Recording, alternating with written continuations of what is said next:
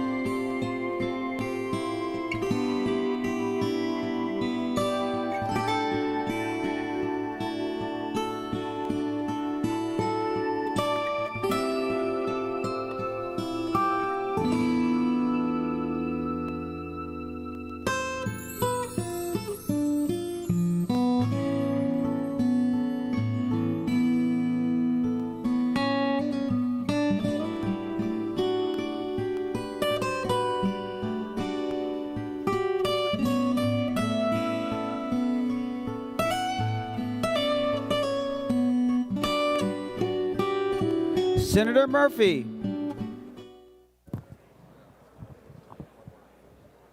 Thank you, Mr. President. I move that further proceedings under the roll call be dispensed with and that the Sergeant-at-Arms be instructed to bring in the absent members. On that motion, all in favor say aye. All those opposed say no. The motion prevails. Members, if you be so kind as to stand.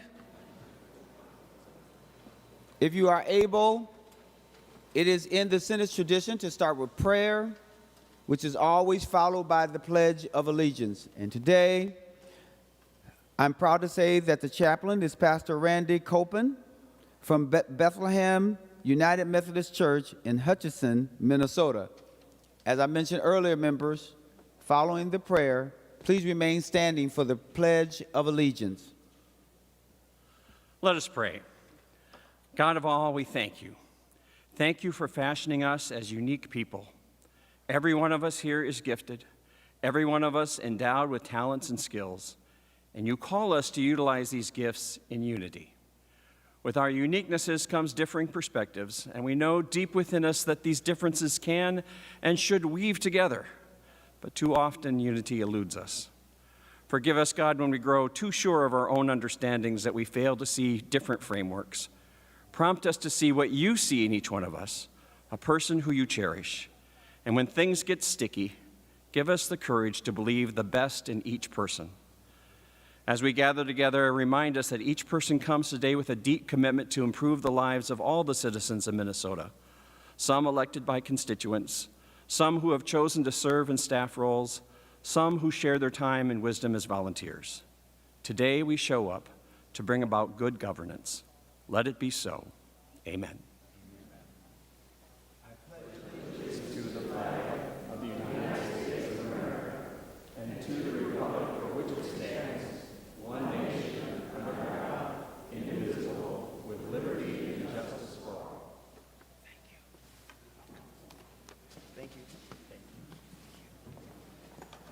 Thank you, members. The Secretary will take the roll.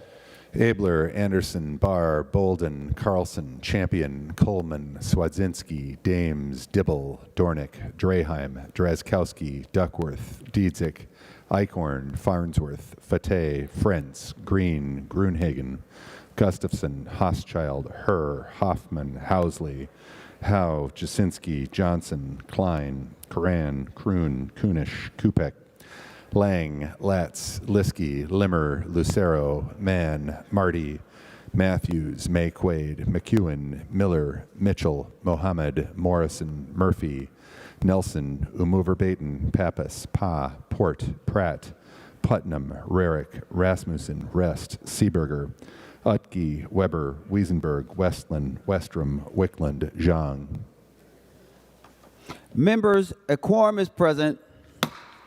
The following members intend to vote from a remote location pursuant to Rule 40.7. Senator Anderson, Senator Bolden, and Senator Diedzik. Members, you may follow along with me.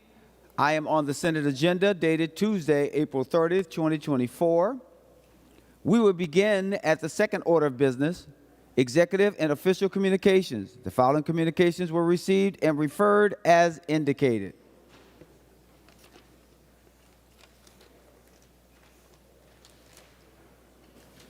Members, we will now go to the third order of business, messages from the House. The Secretary will read the first message.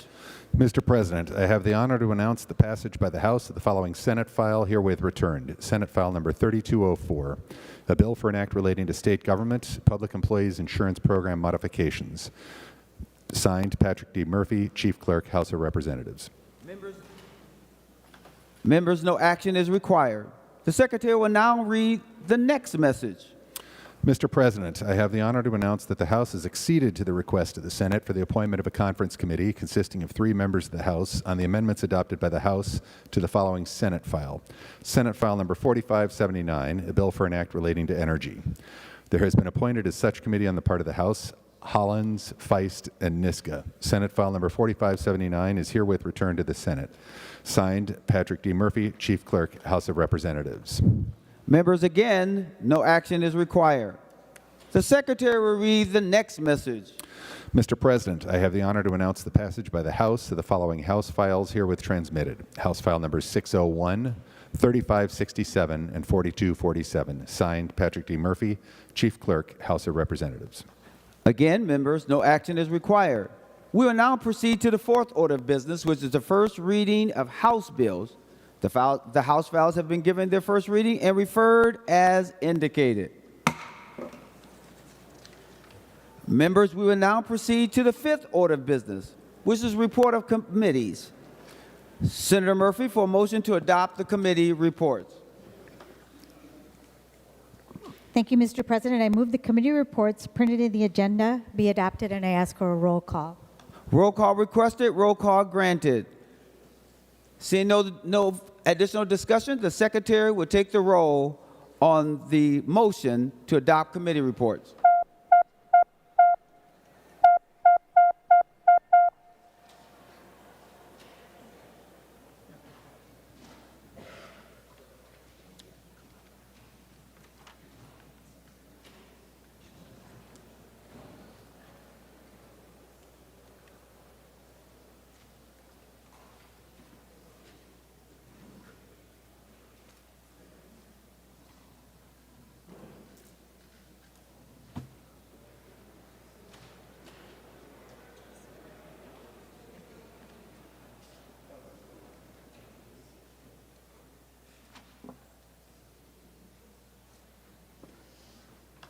Members, please vote.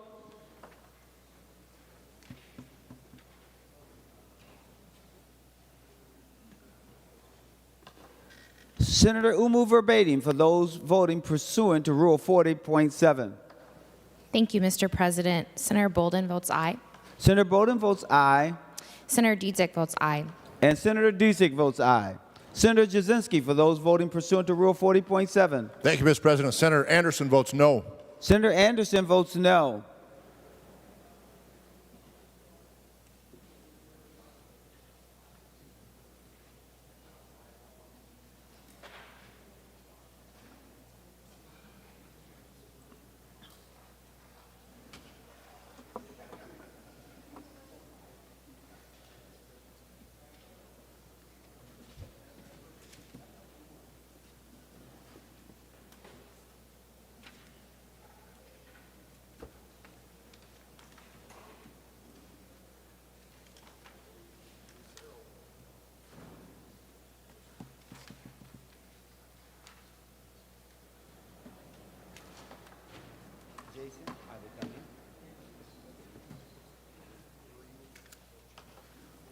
All senators having voted who desires to vote, the Secretary will close the roll.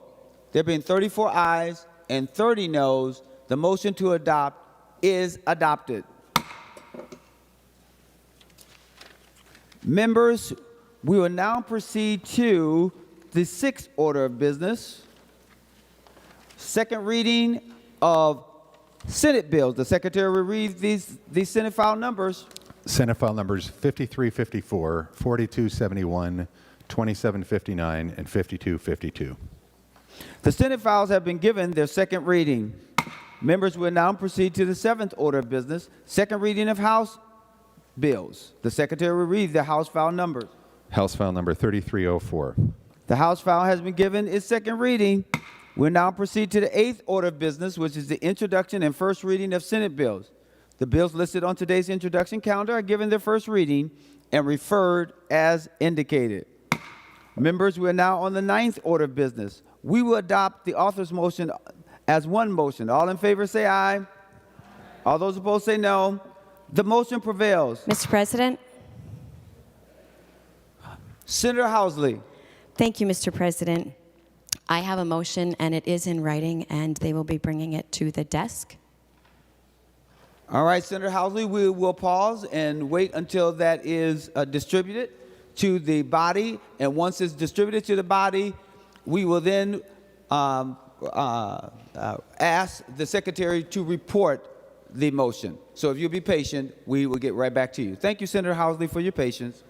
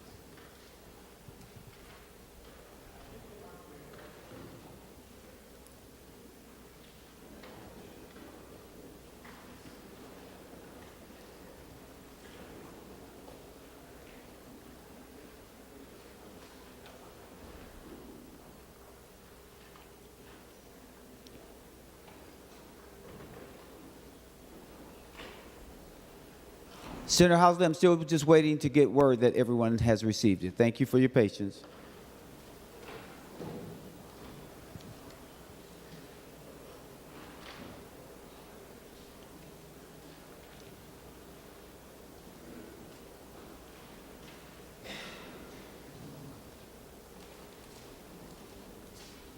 Members, if you have not received it, can you wave your hand so I'll see who has not received it? We still need some in the back.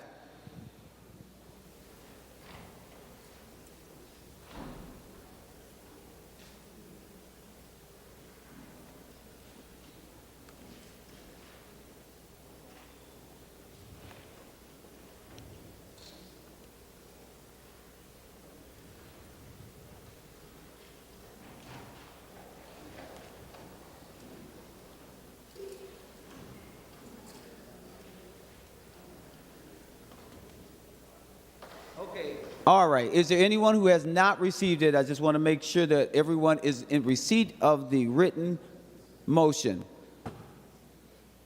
Seeing that we have it, I will now ask the Secretary to report the Housley motion. Senator Housley moves that the Secretary of the Senate, on behalf of the members of the body, prepare a formal request for the resignation of Senator Nicole Mitchell. Senator Housley, to your motion.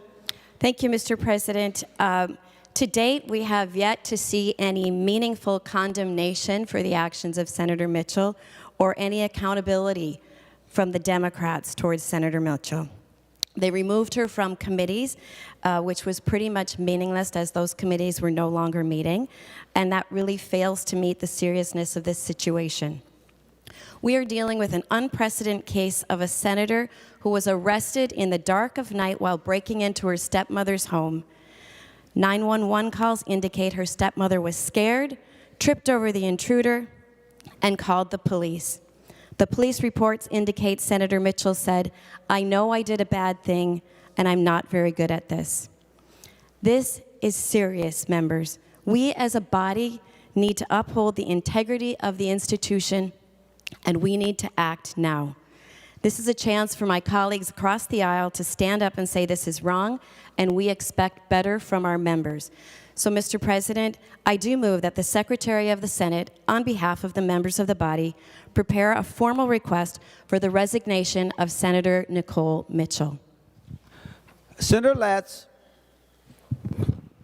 Mr. President, will Senator Housley yield for a question or two? Senator Housley, will you yield? She will yield. Senator Latz. Thank you, Mr. President. Senator Housley, can you please help me understand what the procedural or legal or formal impact would be of a request from the Secretary of the Senate for a senator to resign? Senator Housley. Thank you, Mr. President.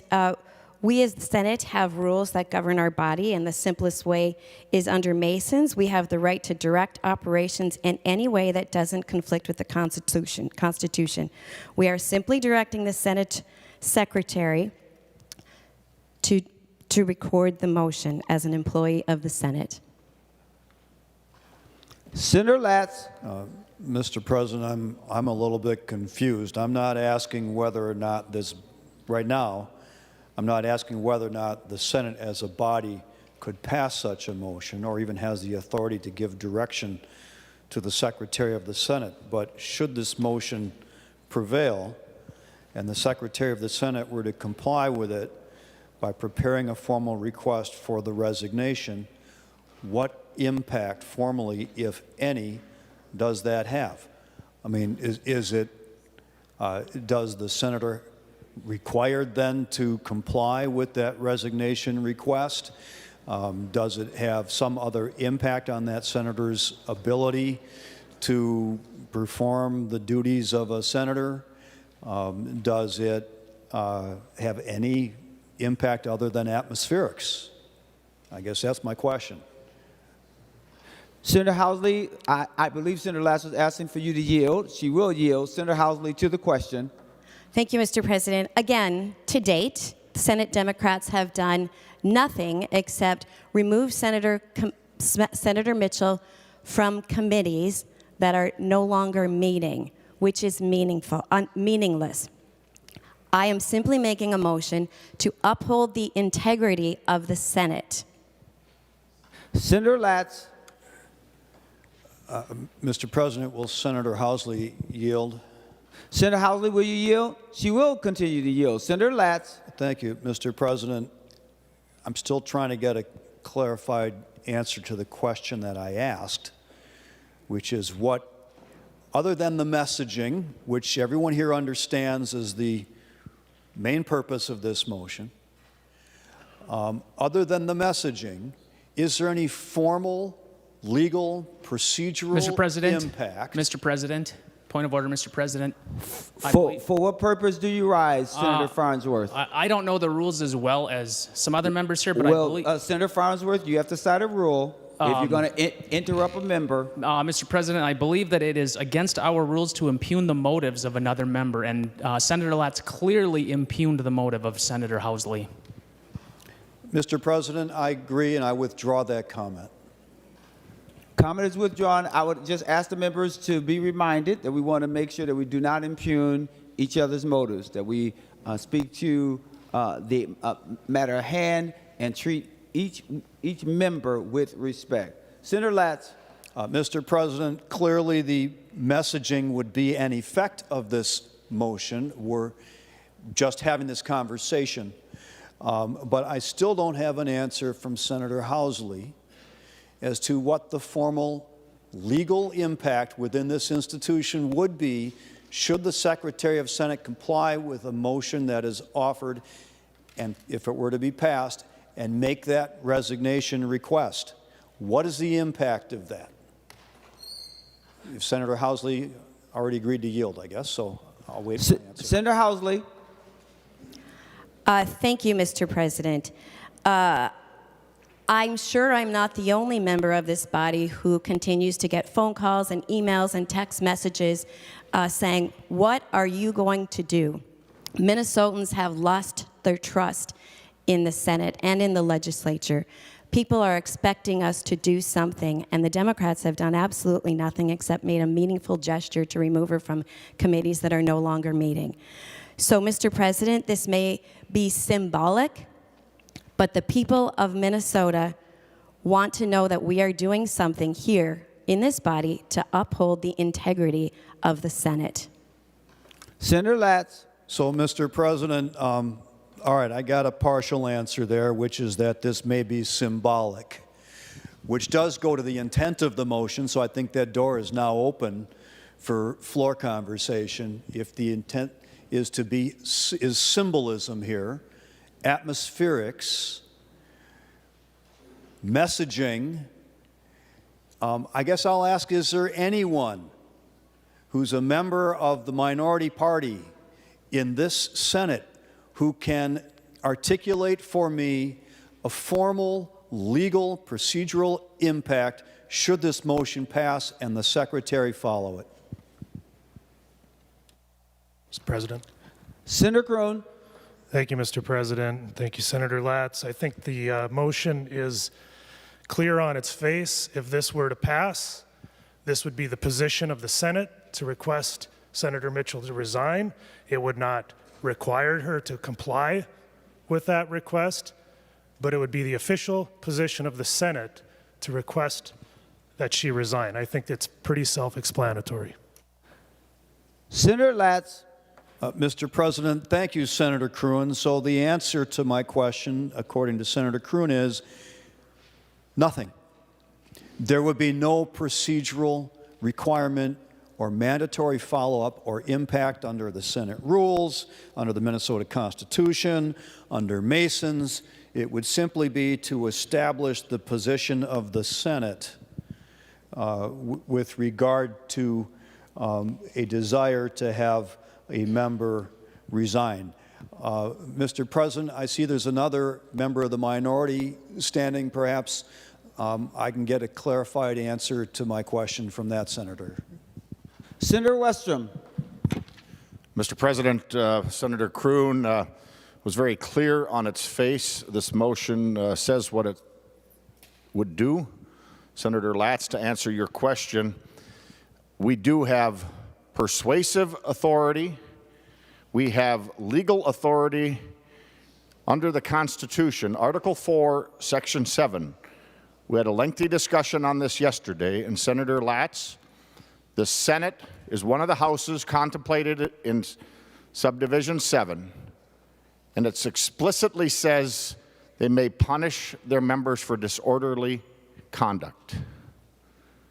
It doesn't have to get any clearer than that, Senator Latz.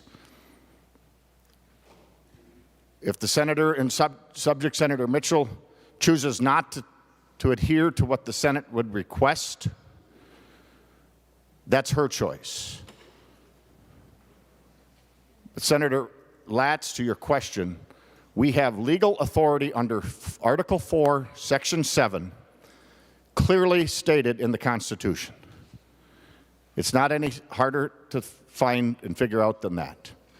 This motion is very clear on its face, and we have persuasive authority and legal authority to debate it, pass it, and see what happens from there, Senator Latz.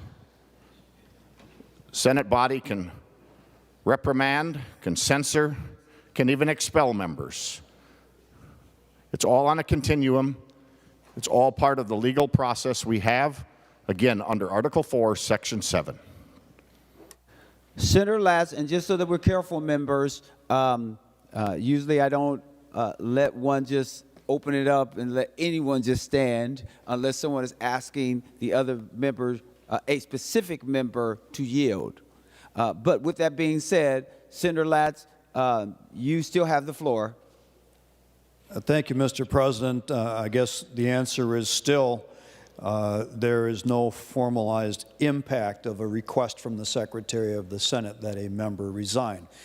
Its symbolism, messaging, and atmospherics is all that I'm seeing here. And Article 4, Section 7 doesn't say anything about any such request in our Constitution. It gives this body the constitutional authority to expel a member, but we have rules and due process that impact that. And that process is already in the works. There having been an ethics complaint, the Ethics Committee already scheduled to meet to consider the first step within that process. Within the 30 days that are required under Senate rules, is that going to be that Ethics Committee's first meeting as well.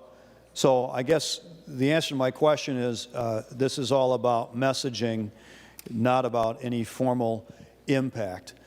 I do have another question if Senator Housley would be willing to yield. Senator Housley, will you yield? She will yield. Senator Latz. Mr. President, Senator Housley, the motion says that the request from the Secretary for resignation would be on behalf of the members of the body. Can you please explain to me what the members of the body means? Is it some? Is it all? Is it 2/3? Is it whatever it might be? Because if it could be, well, I guess I'll wait for the answer to my question before I go any further. Senator Housley, to the question. Thank you, Mr. President. To Senator Latz's question, it would be the official position of the Senate. Since the Democrats have not done anything, this would be the official position of the Senate. Senator Latz, and I want you all to know that I do have a growing list, and I want to make sure that I get to everyone that's on this list. So Senator Latz is now still on the list. Senator Latz. I think there's a terrible ambiguity within this motion because "the" just does not make clear whether it's intended to be on behalf of all members of the Senate, maybe only the members that vote in favor of the motion. It's very troubling that it would be written in this way. I also want to, well, a couple of the members, including Senator Housley, the maker of the motion, have already articulated a concern that the majority is not taking this seriously. and that it could not be further from the truth. The majority, the Senate DFL caucus, has already removed the senator in question from our caucus, and there's an ethics complaint which is in process, which will be handled according to the Senate rules. So indeed, the Senate DFL caucus is taking the allegations very seriously. Now, I'll note that members of the minority caucus are repeatedly stating the allegations as if they are fact, but we should all recognize that under the Constitution, factual allegations in a criminal process are merely allegations and are not conclusive facts, and there are plenty of other legal issues and defenses around that process as well, which is probably why we have in our Senate rules a provision that allows the Ethics Committee to defer action until after any related criminal process is complete.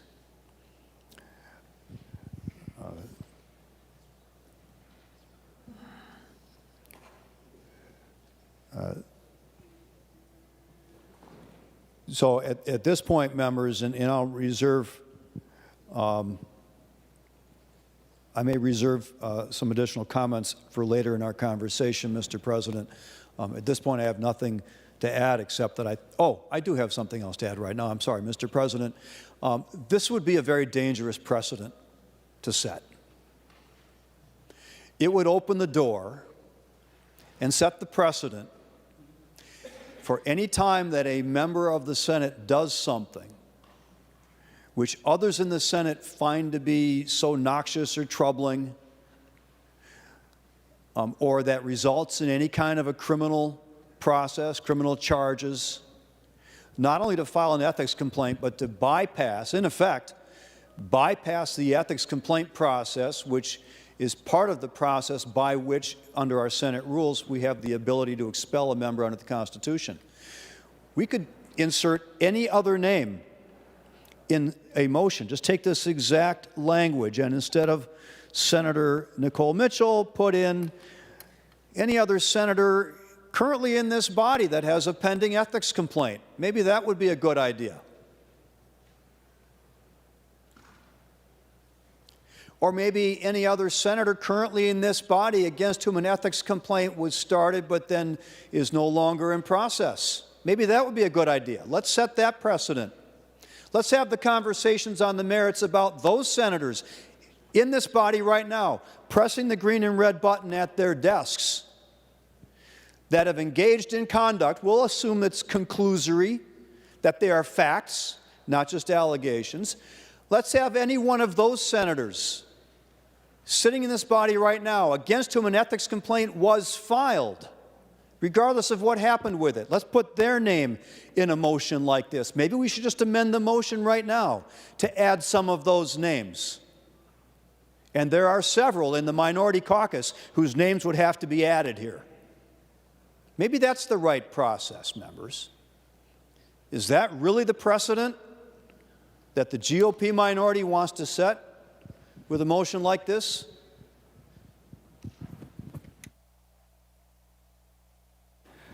Members, I'm going to my list. I'm going to Senator Housley, and then I'm going to Senator Friends. Thank you, Mr. President. Something that Senator Latz mentioned, I was wondering if Senator Murphy would yield. Senator Murphy, will you yield? She will yield. Senator Housley. Thank you, Mr. President. Senator Latz mentioned that Senator Mitchell was removed from your caucus.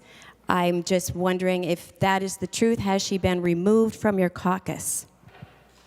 Senator Murphy, to the question. Thank you, Mr. President.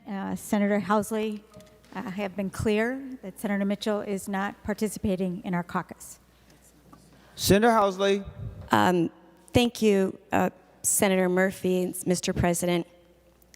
You stated she is not currently participating with your caucus, but Senator Latz said she has been removed from your caucus. Has Senator Mitchell been removed from your caucus, Senator Murphy? Senator Housley is asking Senator Murphy to yield. Senator Murphy will yield to the question. Senator Murphy. Thank you, Mr. President, and to Senator Housley, yes.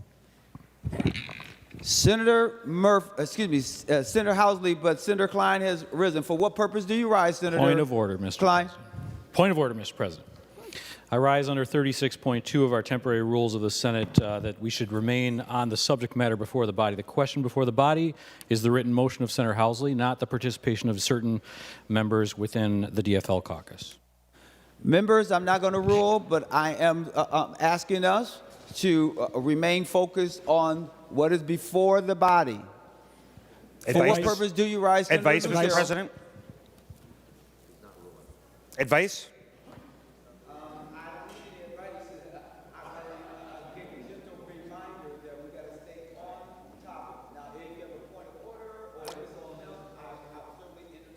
Thank you, Mr. President. I have not heard the point of order withdrawn. So as far as I understand that there's still a point of order, and I'm seeking to offer advice. No, I ruled and said I'm not going to render a decision, but I'm asking everyone to stay on topic. So that is the issue that I put forward and my thoughts about the point of order. Members, we are on a specific issue or the motion that is before us. So all comments should pertain only to the motion that is before the body.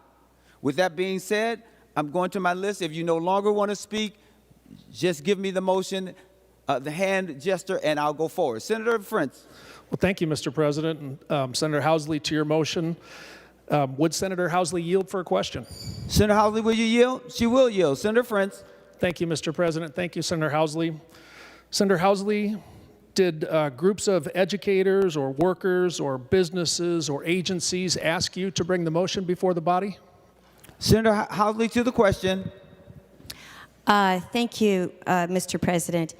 Many people have been calling, texting, emailing, meeting outside the chambers. What are you, as a senator and your other members of the legislature, going to do to uphold the integrity of this body? They have lost complete trust in us when we allow someone convicted of a crime of violence to continue to vote and be the deciding vote on, or charged with the crime of violence. They don't say, will you write a motion, because they don't know what you're supposed to do. They want us to do something. They want us to do something, and that's what we are trying to do right here today, is do something to show Minnesotans that we do want to regain their trust and we do want to uphold the integrity of this body. Senator Frentz. Thank you, Mr. President, and thank you, Senator Housley. But I don't believe you answered my question. Will Senator Housley yield for a question? Senator Housley, will you yield? She will yield. Senator Frentz. Thank you, Mr. President, and thank you, Senator Housley. We deal as members with dozens, if not hundreds, of groups that advocate at this chamber. They write us letters, they come visit us, and they often take official positions. I am asking you, Senator Housley, are any of those groups asking you to bring this motion? Senator Housley, to the question. Thank you, Mr. President. These are constituents. These aren't groups. These are people. These are neighbors. These are the lady who works at the grocery store. This is my Uber driver. These are people. These aren't groups. These are constituents of every single one of us in this body that want us to do something to send a message that we will uphold the integrity of this legislature. Senator Frentz. Thank you, Mr. President, and thank you, Senator Housley. If I'm hearing correctly, the answer to my question is no. None of these groups have asked you to bring this motion. There's no letter on our table. I understand your comment about individual constituents, but that's not my question. Will Senator Housley yield for a question? Senator Housley, will you yield? She will yield. Senator Frentz. Thank you, Mr. President. Thank you, Senator Housley. Senator Housley, were you present when Senator Johnson, when asked, can she vote, should she vote, answered, she certainly can, either on the floor or with approval of the caucus leader, so she can vote remotely that way or she can be here on the floor. So if there really isn't an issue, should be here on the floor voting with us. My question, Senator Housley, is were you present when Senator Johnson said those words? Senator Housley, to the question.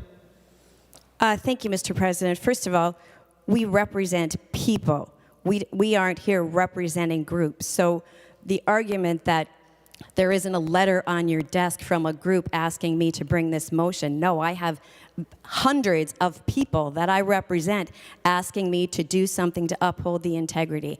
And yes, I have been here every single day since Senator Mitchell broke into her stepmom's house in the dark of the night. Senator Friends. Thank you, Mr. President, and thank you, Senator Housley, but I don't believe you answered my question. Were you present when Senator Johnson responded to the reporter's question with that quote? Senator Housley, that is requesting you to yield. She will yield. Senator Housley. Thank you, Mr. President. Yes. Senator Friends. Thank you, Mr. President, and thank you, Senator Housley. I'm glad that we agree. Those were the words Senator Johnson said. Members, I ask you to vote no on this motion. I ask you to respect the principles of due process, and I'd ask you to be reminded of the principle in our United States Constitution of presumption of innocence. Presumption of innocence. That is a principle that American democracy and justice holds dear, and this motion runs contrary to it. Thank you, members, and thank you, Mr. President. Senator Coleman. And I'd like to request a roll call, Mr. President. Roll call requested, roll call granted. Senator Coleman. Thank you, Mr. President. It was said earlier that the Housley motion, it essentially does nothing. I completely disagree. That couldn't be further from the truth. It was said it's just symbolic. Well, this body does symbolic gestures, symbolic resolutions all the time. Last time I checked, we all had comm staffers because the communication and the messaging that we are sending to the people of Minnesota matters. My phone has been blowing up with people saying what a mockery the Senate has become. I had constituents in the gallery that said this is a clown show. And when Senator Johnson was reading our protest vote yesterday, I saw Senator Mitchell laughing. Well, Mr. President, I'm not laughing. The people of Minnesota are not laughing as the integrity of the institution they have put their trust in is crumbling around them. Mr. President, this doesn't do nothing. It says that the position of the Senate is we will uphold our integrity, that the people of Minnesota can at least trust 66 of the members sitting in this chamber today. And Mr. President, I ask my colleagues, with this vote, are you choosing a charged felon over cooperating with the other side? Are you choosing a charged felon over reaching your hand out across the aisle to work with Republicans the remainder of session? Mr. President, I ask the members, are you going to vote green and uphold the integrity? Thank you. Members, remember that we are, and Senator Limmer, I have you on the list. Members, remember that we are on the Housley motion, and a roll call has been requested and a roll call has been granted. Senator Marty. Thank you, Mr. President. Members, I keep hearing things about upholding the integrity of the institution and having us have a higher ethical standard. A higher ethical standard includes treating everyone, including our colleagues, with dignity and respect. It includes respecting due process. It includes going through procedures and giving people their rights to talk when they're ready to talk about issues. And historically, I've been here through a number of people who have committed criminal acts and who later resigned because of it. They had ethics committee hearings and so on, but I'm not aware of any one of them where somebody was charged with a criminal offense and any of this happened before they were convicted, period. I go back a long number of years, and there were a number of people. Every time, if our ethics committee meets next week as they're supposed to, what are they going to do? Say, oh, why don't we not wait for the courts? Why don't we get our own investigators in? We can prosecute or whatever we want to do. I just don't think that's their role. I think their job is to say, we trust the court system. Let's go through the courts. And when the courts are done, we can do it. The last people I remember resigning over criminal convictions, nobody brought any ethics hearing until after they were convicted. And as far as people being charged, there's some members of this current body who were charged. and convicted. I never filed an ethics complaint against them. I don't think anybody here did. I don't think anybody did. After the court decision is made, if we want, we can act then. And nobody did in those last cases. But I just think, why are we in such a rush? We're going to be the prosecutor, the judge, the jury, and the executioner. Because we got to do this so now, because we got to uphold the integrity of the Senate.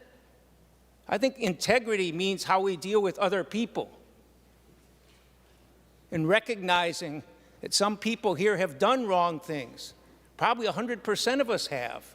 And that's okay. We're human beings. And if we feel after there's a conviction, we should do something about it, well, let's do something about it. But saying, we got to do it now, we got to do it now. We can't wait for the courts. We can't wait for the story to come out and find out what happened. Because we know, because we read some news stories. I can't believe this. It's a kangaroo court kind of atmosphere. We have to do it now. We can't wait for the courts. Do you really think the courts are that incompetent, that our judicial process doesn't work? I think there's some members of this body who were charged with crimes and were acquitted. They were actually acquitted. That's what the court process does. And that's okay. And we can still take action if the courts acquit somebody. We can take action if the courts convict somebody. But it's a misuse of our process. It's a violation of our process, violation of the ethical standards of this body to say we have to go and condemn somebody and try and kick them out because we read some stories that said some bad things happened. And I'm not denying that I don't know what happened. I'm not discussing this with people about what happened. I'm kind of content to let the courts decide. We have a lot of work to do on important issues for the people of Minnesota. Here we spend a couple hours every day arguing about whether we should condemn somebody because they've been charged with a crime. I don't care to name names, and I'm not going to do it, but there are members of this body in the last couple of years who were convicted. And nobody brought charges, even after the fact. And if this is a more serious offense, I think some of those offenses are pretty deadly risk to people's lives. But if this is a more serious offense and people think they should do something, let's let the courts make the decision, and then we can follow up and respect the integrity of the institution in every way, not just in a way that we can sound, I'm more self-righteous than you, and we're going to say we're going to kick somebody out because they were accused of something. You know, sometimes people are acquitted. Sometimes things aren't the way they were initially sounding. Let's be human. Let's be decent people and quit this show. Thank you. Members, as a gentle reminder, we have a number of people on the list, and if you feel something has been said already and you don't want to repeat it, be my guest and not repeat it. But I want to just make sure that you have an opportunity to speak if you are on the list. I'm now going to Senator Limmer. Thank you, Mr. President. For the purposes of this motion, I impose a call of the Senate. The Senate is now under call.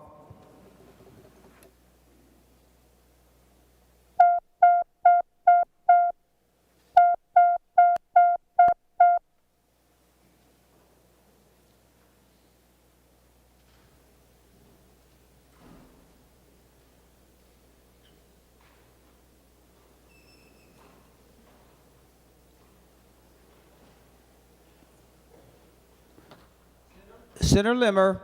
Thank you, Mr. President. I move that further proceedings under the roll call be dispensed with and the sergeants be instructed to bring in absent members.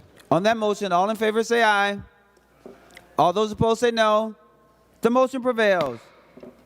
I am now going to Senator McEwen.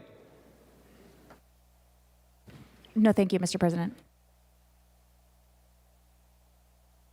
I am now going to Senator Johnson.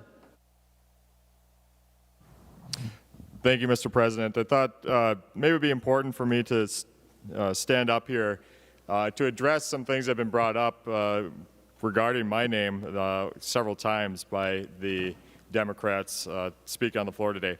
So when asked during the scrum here on the floor recently whether Senator Mitchell can vote, absolutely. She can vote on the floor. There's nothing in our rules that don't allow her to vote. She can vote on the floor. But the real question is, should she be? Should she be voting on the floor? Should her vote count the same as every one of ours? Now, we've made it very clear as a Republican caucus, the answer is no. We believe she should resign from her position. What this motion today is asking of members is, do you believe that as well? Are you going to stand up for the integrity of this Senate institution? Now, I understand Senator Marty's comments about the courts and the courts taking in information and due process and procedures and attorneys and court fees. That's great. That time is coming. But the reality is, we are masters of the Senate. We control what goes on here, the membership, who's part of this body, how it works, how we discipline. And what we're asking for here, this as Senator Latz points out, we're not putting anything in there with teeth that would kick her out or anything to that degree.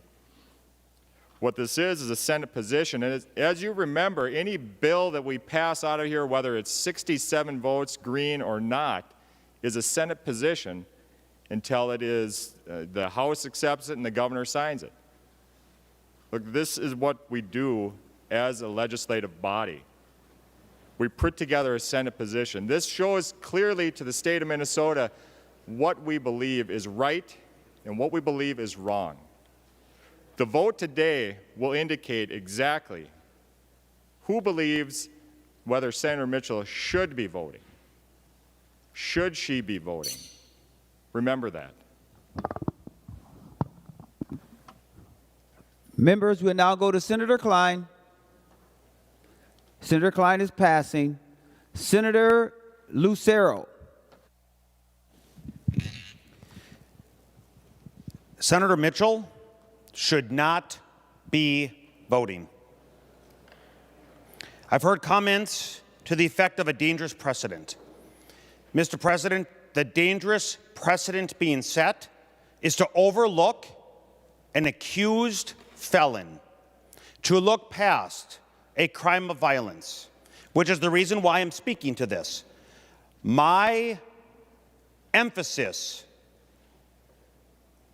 is to pass this motion. The reason we need to pass this motion is to uphold the integrity of this body, to regain the trust of the public. Passing this motion would make it very clear that the Senate position is that Senator Mitchell should resign. I've heard that we need to wait for the courts. Mr. President, the judicial branch is a separate branch of government. We are the legislative branch. We are the Minnesota Senate. It is our fiduciary responsibility to uphold the standards of this body, to uphold the standards of right and wrong, to ensure that Minnesotans have the trust in this body that they expect and deserve. And that trust has been impugned by the actions of the majority, aiding and abetting an accused felon. That is the reason why we need to pass this resolution. Felony burglary is a crime of violence. There is a due process ethical complaint that has been filed. But in separate social media posts, Mr. President, Senator Mitchell has self-incriminated herself. And that's the reason why we need to support this language, to uphold the standards. When somebody admits to having done something bad, we need to take action. The courts are dealing with her criminal outcome. But we need to deal with the legislation in front of this body today. We need to deal with the legislation that is going to pass potentially with Senator Mitchell's deciding vote. That's why we need to support this, because Senator Mitchell should not be voting. Senator Drazkowski.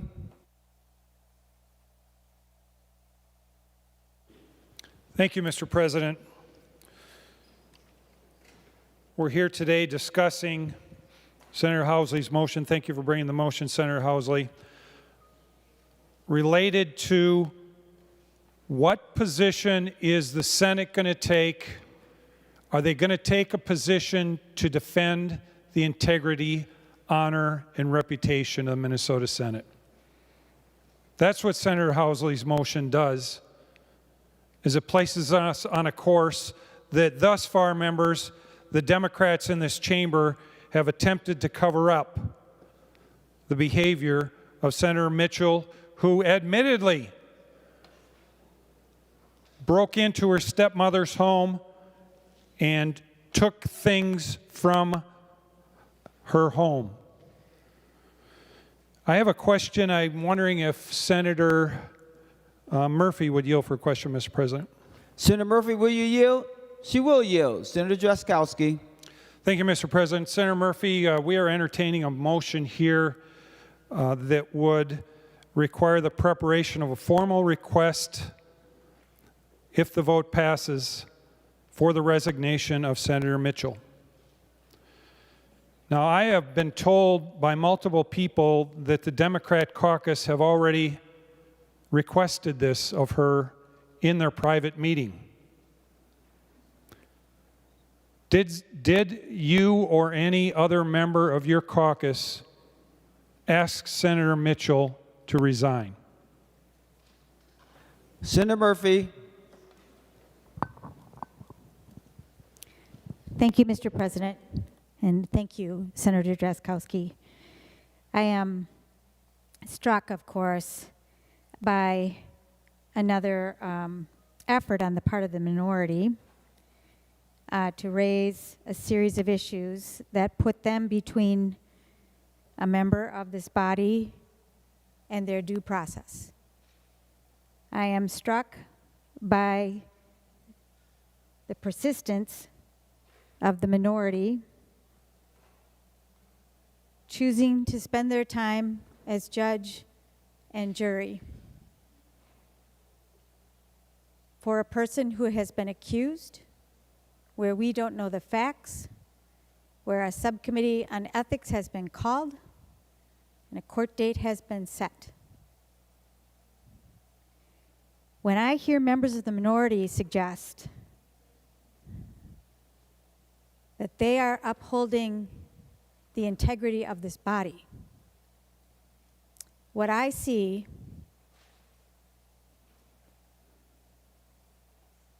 are members of the majority working to uphold fundamental principles of American democracy, representation, the right of an elected person to cast their ballot on the people who have sent them here, and due process, fundamental American values. And when I observe duly elected members of this body working to sever those rights from an individual, whether it is the right to send a person to represent them or detach a person from due process, I sense a rush to judgment for a purpose that is not about integrity at all. At all. And so, Mr. President, I am not going to spend my time on this floor talking about conversations that I've had with members of our caucus in a caucus meeting. And with that, thank you. Senator Drazkowski. Thank you, Mr. President. Thank you, Senator Murphy. Well, if you didn't, Senator Murphy, you would have simply said no. And what instead we were presented with was a complicated dodge. And dodging the question tells what it tells. Many members have heard that your caucus has already asked for the resignation of Senator Mitchell. Long before this motion came, and long before any of the motions that have come this week came forward. As a matter of fact, if that's the case, members, where was the Democrats' presumption of innocence when indeed they asked Senator Mitchell to resign in their private meeting? Where was their rush to judgment? Why was there rush to judgment, if indeed it was a rush to judgment, which would have been days earlier than we're talking about here on the floor today? And indeed, if Democrats are suggesting that due process in this body to protect the integrity of this institution is not being afforded, they themselves did not afford due process in their private meeting where they asked Senator Mitchell themselves to resign, and it's apparent that she has said no.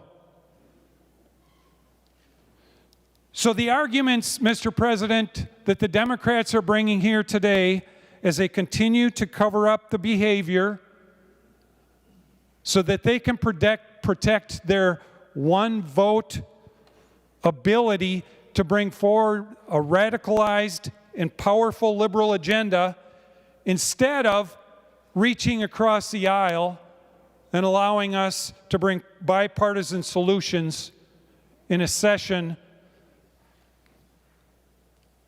that would be much, much better ending than what we are seeing here today. So instead of covering it up, they could be coming out and being honest. And the honesty in that case would be they believed, at least members of their caucus believed, that she should resign. Point of order, Mr. President. For what purpose do you rise? Mr. President, Senator Drazkowski has just impugned the integrity of a member of the Senate. He knows better than anyone that that's not appropriate, and their caucus members have already brought that point up in this discussion. Members, I'm not going to rule, but I am going to gently ask again for us not to impugn each other's integrity, for us to remain focused on the motion that is in front of us and not deviate from that. So with that being said, I just want to remind us that we still have a couple more speakers as well. Senator Drazkowski. Thank you, Mr. President.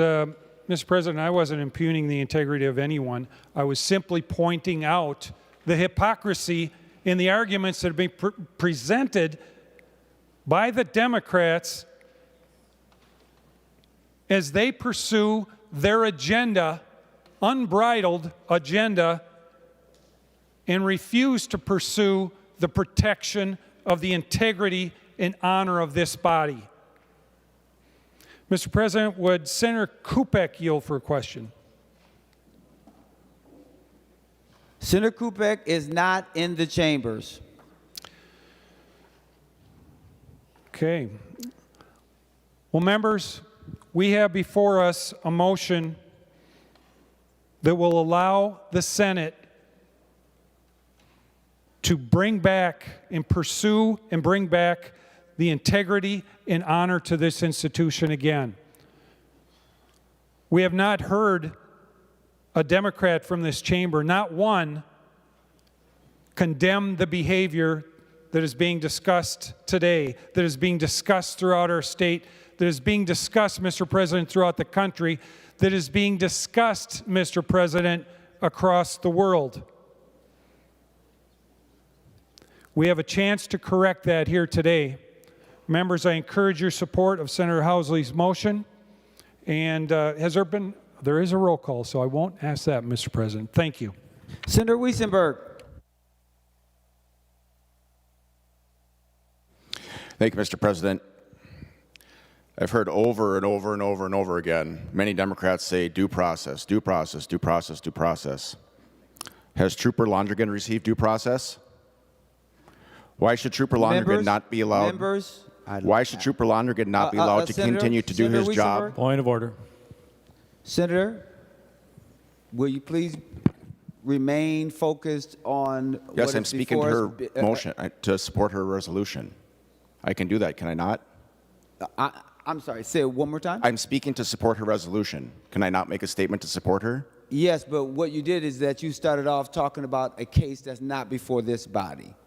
You started talking about the state trooper. That's not before this body. So I'm asking us gently to please remain focused on our motion. Yes, Mr. President. Senator Weissenberg. So Senator Marty said over and over and over again, due process. And he made the argument that people need due process and that should happen. So with the person I previously stated, put their name in for hers and afford that person due process. That's not happening. That person has not received due process. They should continue to get to work then. If we're protecting her and she gets to continue to work, another person should continue to get to work as well. It sounds like Democrat senators get special treatment, and the Democrat senators do not respect due process unless it is to protect their own members and their radical agenda. I believe we're all equal members of society, and we should all be treated equally. Now, there's someone right now that I think we should be supporting, not getting due process, and they're not working right now because of that. That's how it works. So maybe Senator Mitchell should also not be working right now, and that's what we're asking for, and I support Senator Housley's motion. Senator Westrom. Okay, Senator Gruenhagen. Well, thank you, Mr. President. Yeah, I rise in support of Senator Housley's motion.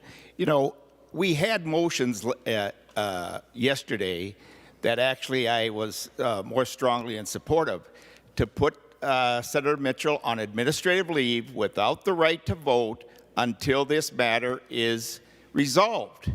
But unfortunately, they were ruled out of order by the vote and by the president. That would have been the process.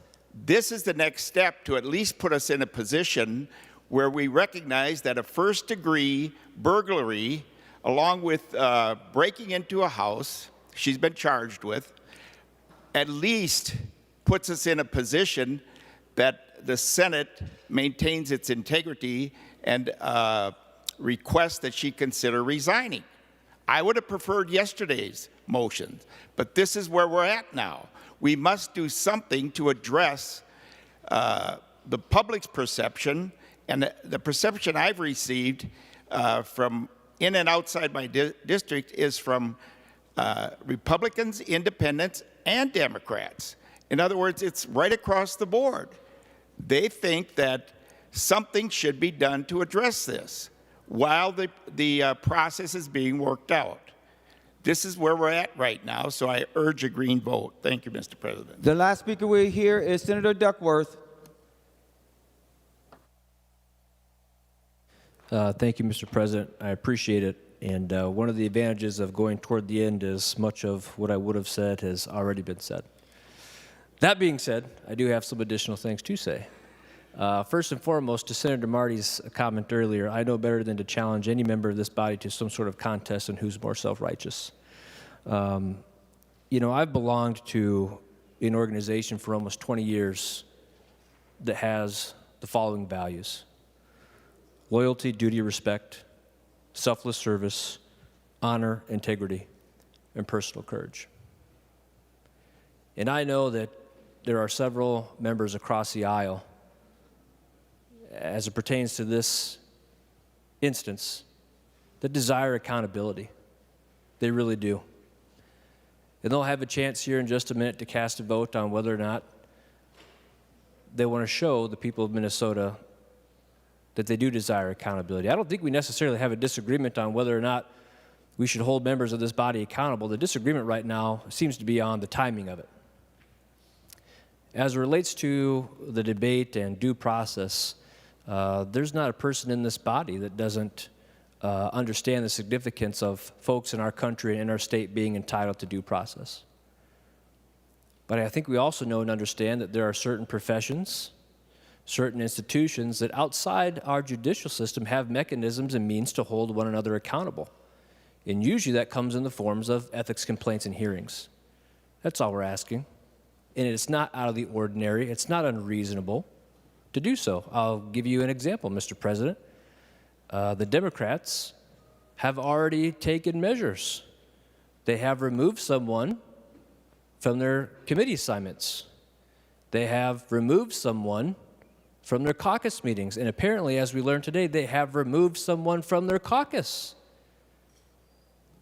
I'm not sure what due process was utilized to make all those determinations or justify those actions. Clearly, they felt valid in taking those actions. And it's not unreasonable to utilize that same validity to support a motion calling on someone to maybe resign. So, Mr. President, I'll end with this because I'm a pretty simple guy.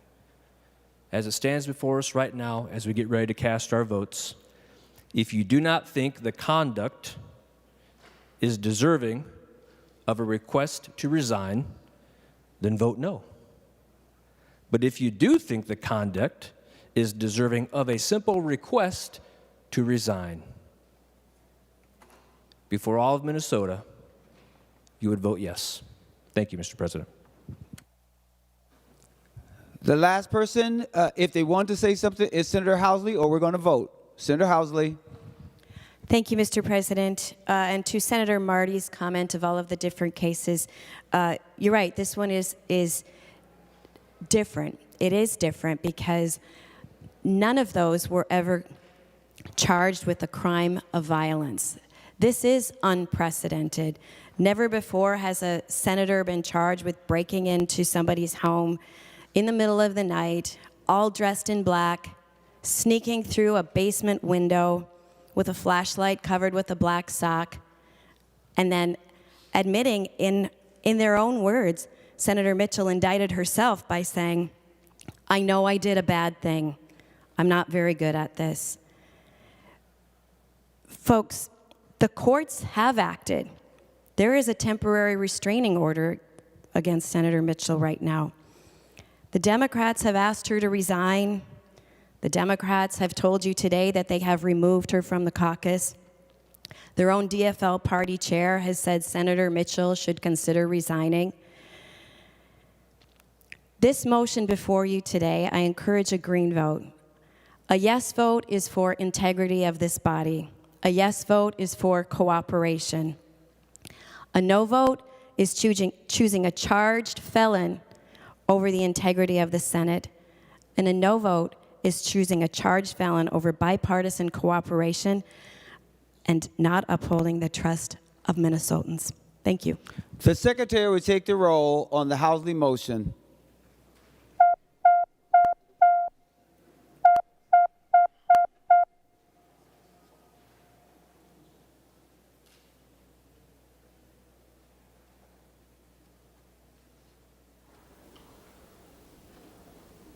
Members, please vote. Senator Umu verbatim for those voting pursuant to Rule 40.7.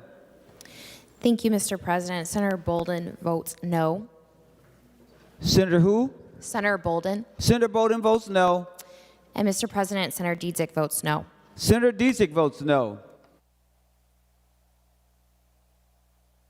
Senator Jasinski for those voting pursuant to Rule 40.7. Thank you, Mr. President. Senator Anderson votes aye. Senator Anderson votes aye.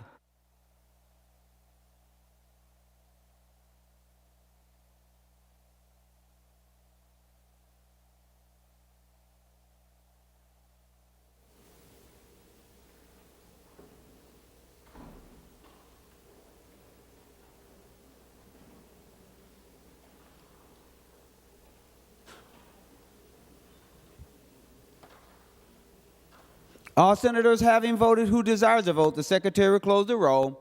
There have been 33 ayes and 34 noes. The Housley motion is not adopted.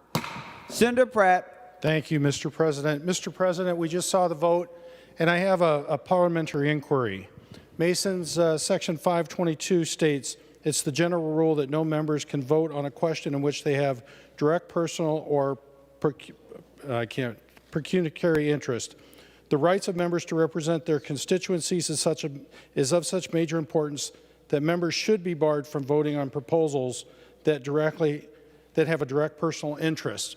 Mr. President, we saw Senator Mitchell vote in opposition to the Housley motion, and I'm asking you, was that a proper action by the member having a direct personal interest in that motion at the time? Give me one moment.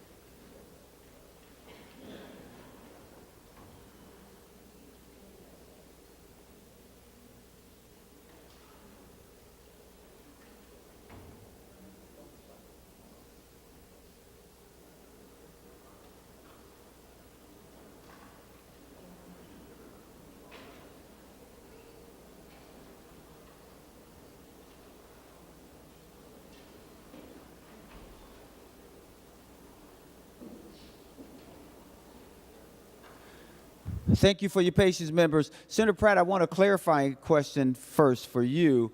Were you intimating that there was a process that was not adhered to, or is it a general question that you're asking pursuant to Section 522?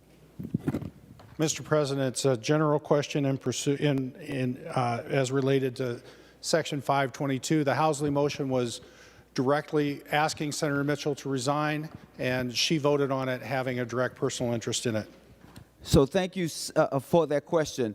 The conflict of interest is self-enforcing. That is something that is self-enforced. So that would be something that all members would have to determine whether there is a conflict and then excuse themselves. Mr. President? Senator Pratt. Thank you, Mr. President. I understand that's the rule under 56.4, but Mason's is very clear around those of direct personal interest, of which this was, where our rules state they have to disclose a personal interest if they're going to vote or if they're going to excuse themselves from voting, neither of which happened. I'm just asking, Mr. President, was that a proper action by the member? I would not say if that's a proper action by the member at all, because when it comes to conflicts of interest, it's self-enforcing. And as you already know, that when you think in terms of the hierarchy of what we must abide by, you can certainly take a look at the rules for that. Members, I am now... Mr. President. Senator Johnson. Thank you, Mr. President. I think what we're asking for is a ruling and determination from the chair on whether this was a conflict of interest or not based on Section 522. Senator Johnson, there was no point of order raised even before the vote, and I do not deal in speculation. Now, members, we will now go to the business at hand. Senate Resolution number 95 will be referred to the Committee on Rules and Administration. And members, no action is required. I'm calling on Senator Carlson for a motion to take a bill from the table. Senator Carlson is okay.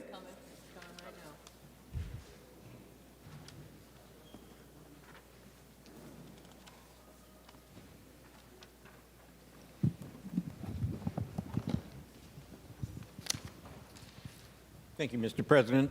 I move House File 4772 be taken from the table. Thank you, members. The motion is to take House File number 4772 be taken from the table. On that motion, all in favor say aye. Aye. All those opposed say no. The motion prevails. Members, I'm going back to Senator Carlson. Thank you, Mr. President. I move that the Senate accede to the request of the House for a conference committee on House File 4772, and that a conference committee of 3 members be appointed by the subcommittee on conference committees on the part of the Senate to act with a like conference committee appointed on the part of the House. Mr. President. Senator Miller, for what purpose do you rise? Thank you, Mr. President. I'm just wondering if Senator Carlson can just give us a brief description of the bill that he's referencing, since it was not on our special orders today. Senator Carlson, to the question, a brief synopsis of the bill, which I think was your policy elections bill. Is that what it was? Senator Carlson. Mr. President, that is correct. This is the Senate elections policy bill. All right. On that motion, Senator Carlson moves that the Senate assent to the request of the House for a conference committee on House File number 4772, and that a conference committee of 3 members be appointed by the subcommittee on conference committee on the part of the Senate to act with a like conference committee appointed on the part of the House. To that motion, all in favor say aye. Aye. All those opposed say no. The motion prevails. Remaining under motions and resolutions, Senator Murphy for a motion to designate special orders, or to designate special orders. Thank you, Mr. President. Pursuant to Rule 26, I designate the following bills be made special orders for immediate consideration. Members, the list is on your desk. Members, that is correct. The list is on your desk. We will begin with House File 4661. Senator McEwen. Thank you very much, Mr. President. Members, I'm very pleased today to present to you the 2024 Workers' Compensation Advisory Council bill. The bill before you adopts the recommendations made by the Workers' Compensation Advisory Council for amendments to Minnesota Statutes Chapter 176. I am one of 4 legislative liaisons assigned to the council, along with Senator Utke, Representative Wolgamott, and Representative McDonald. The Workers' Compensation Advisory Council is a statutory labor employer council that negotiates reforms to the workers' compensation system before recommending a consensus bill to the legislature, the goal of which is to improve the workers' compensation process for businesses and injured workers. This bill was unanimously approved by the Workers' Compensation Advisory Council and includes proposals from the Council's Labor and Business Caucuses, the Workers' Compensation Bar, the Department of Labor and Industry, the Office of Administrative Hearings, and the Workers' Compensation Court of Appeals.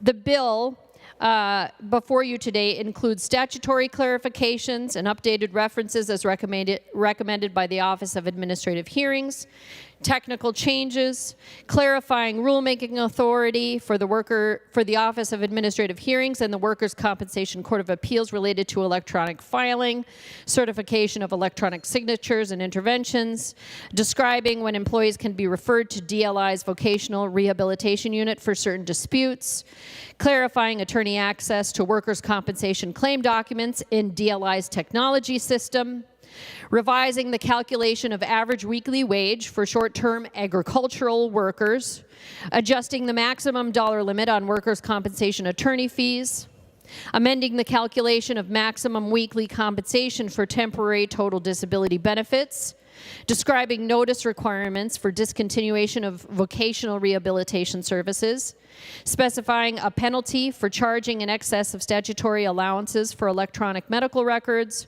raising the allowable cost for remodeling awards for permanently and totally disabled employees, updating the penalty amount for violations regarding required notice and payment timelines surrounding the benefit discontinuation process, and changing the time allowed for filing an answer to a claim petition. Members, it is the custom of this body to pass this bill without amendments to allow the stakeholder and council process to come to consensus and produce this bill. Members, additionally, you should have a letter on your desk in support from the Minnesota Chamber of Commerce and the Minnesota AFL-CIO. Respectfully, I ask colleagues for your support of this bill. It's very important to Minnesota's workers and businesses and to our workers' compensation system. Thank you. Any other questions or discussion on House File 4661? Senator Dornick. Thank you, Mr. President. Thank you, Senator McEwen, for this bill. This is the council work with both labor and business as well as members from all caucuses to make these decisions. This is a true bipartisan bill. It's a great example of how legislation should work. I stand in support. So members, I encourage a green vote. Thank you. Any other discussion on House Files 4661? Seeing none, the Secretary will give the bill its third reading. House File Number 4661, a bill for an act relating to workers' compensation, making policy and technical changes to workers' compensation coverage and hearings. Third reading. Any other discussion? We're on final passage of House File 4661. Any final comments, Senator McEwen, or we're ready to vote? We are ready to vote. The Secretary will take the roll on House File 4661.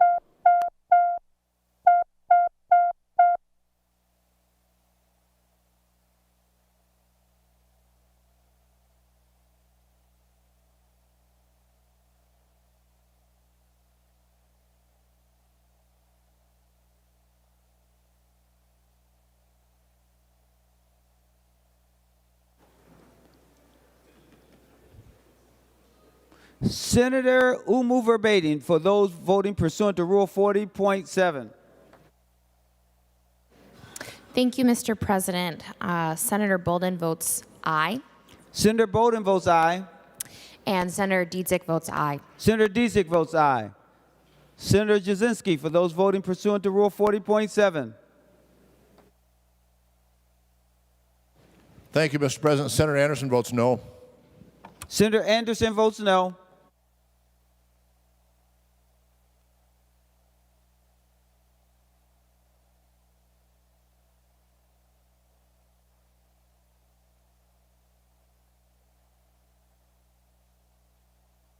Members, please vote.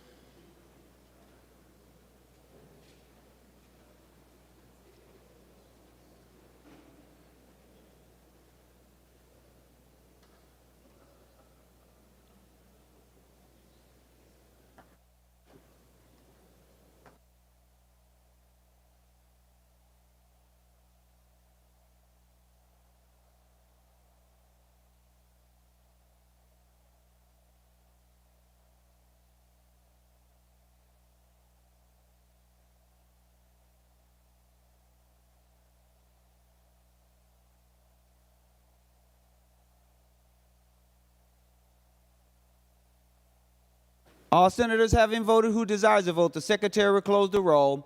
There have been 60 ayes and 2 noes. The bill is passed and its title agreed to. Members, we will now go to House File 3800. Senator Dibble.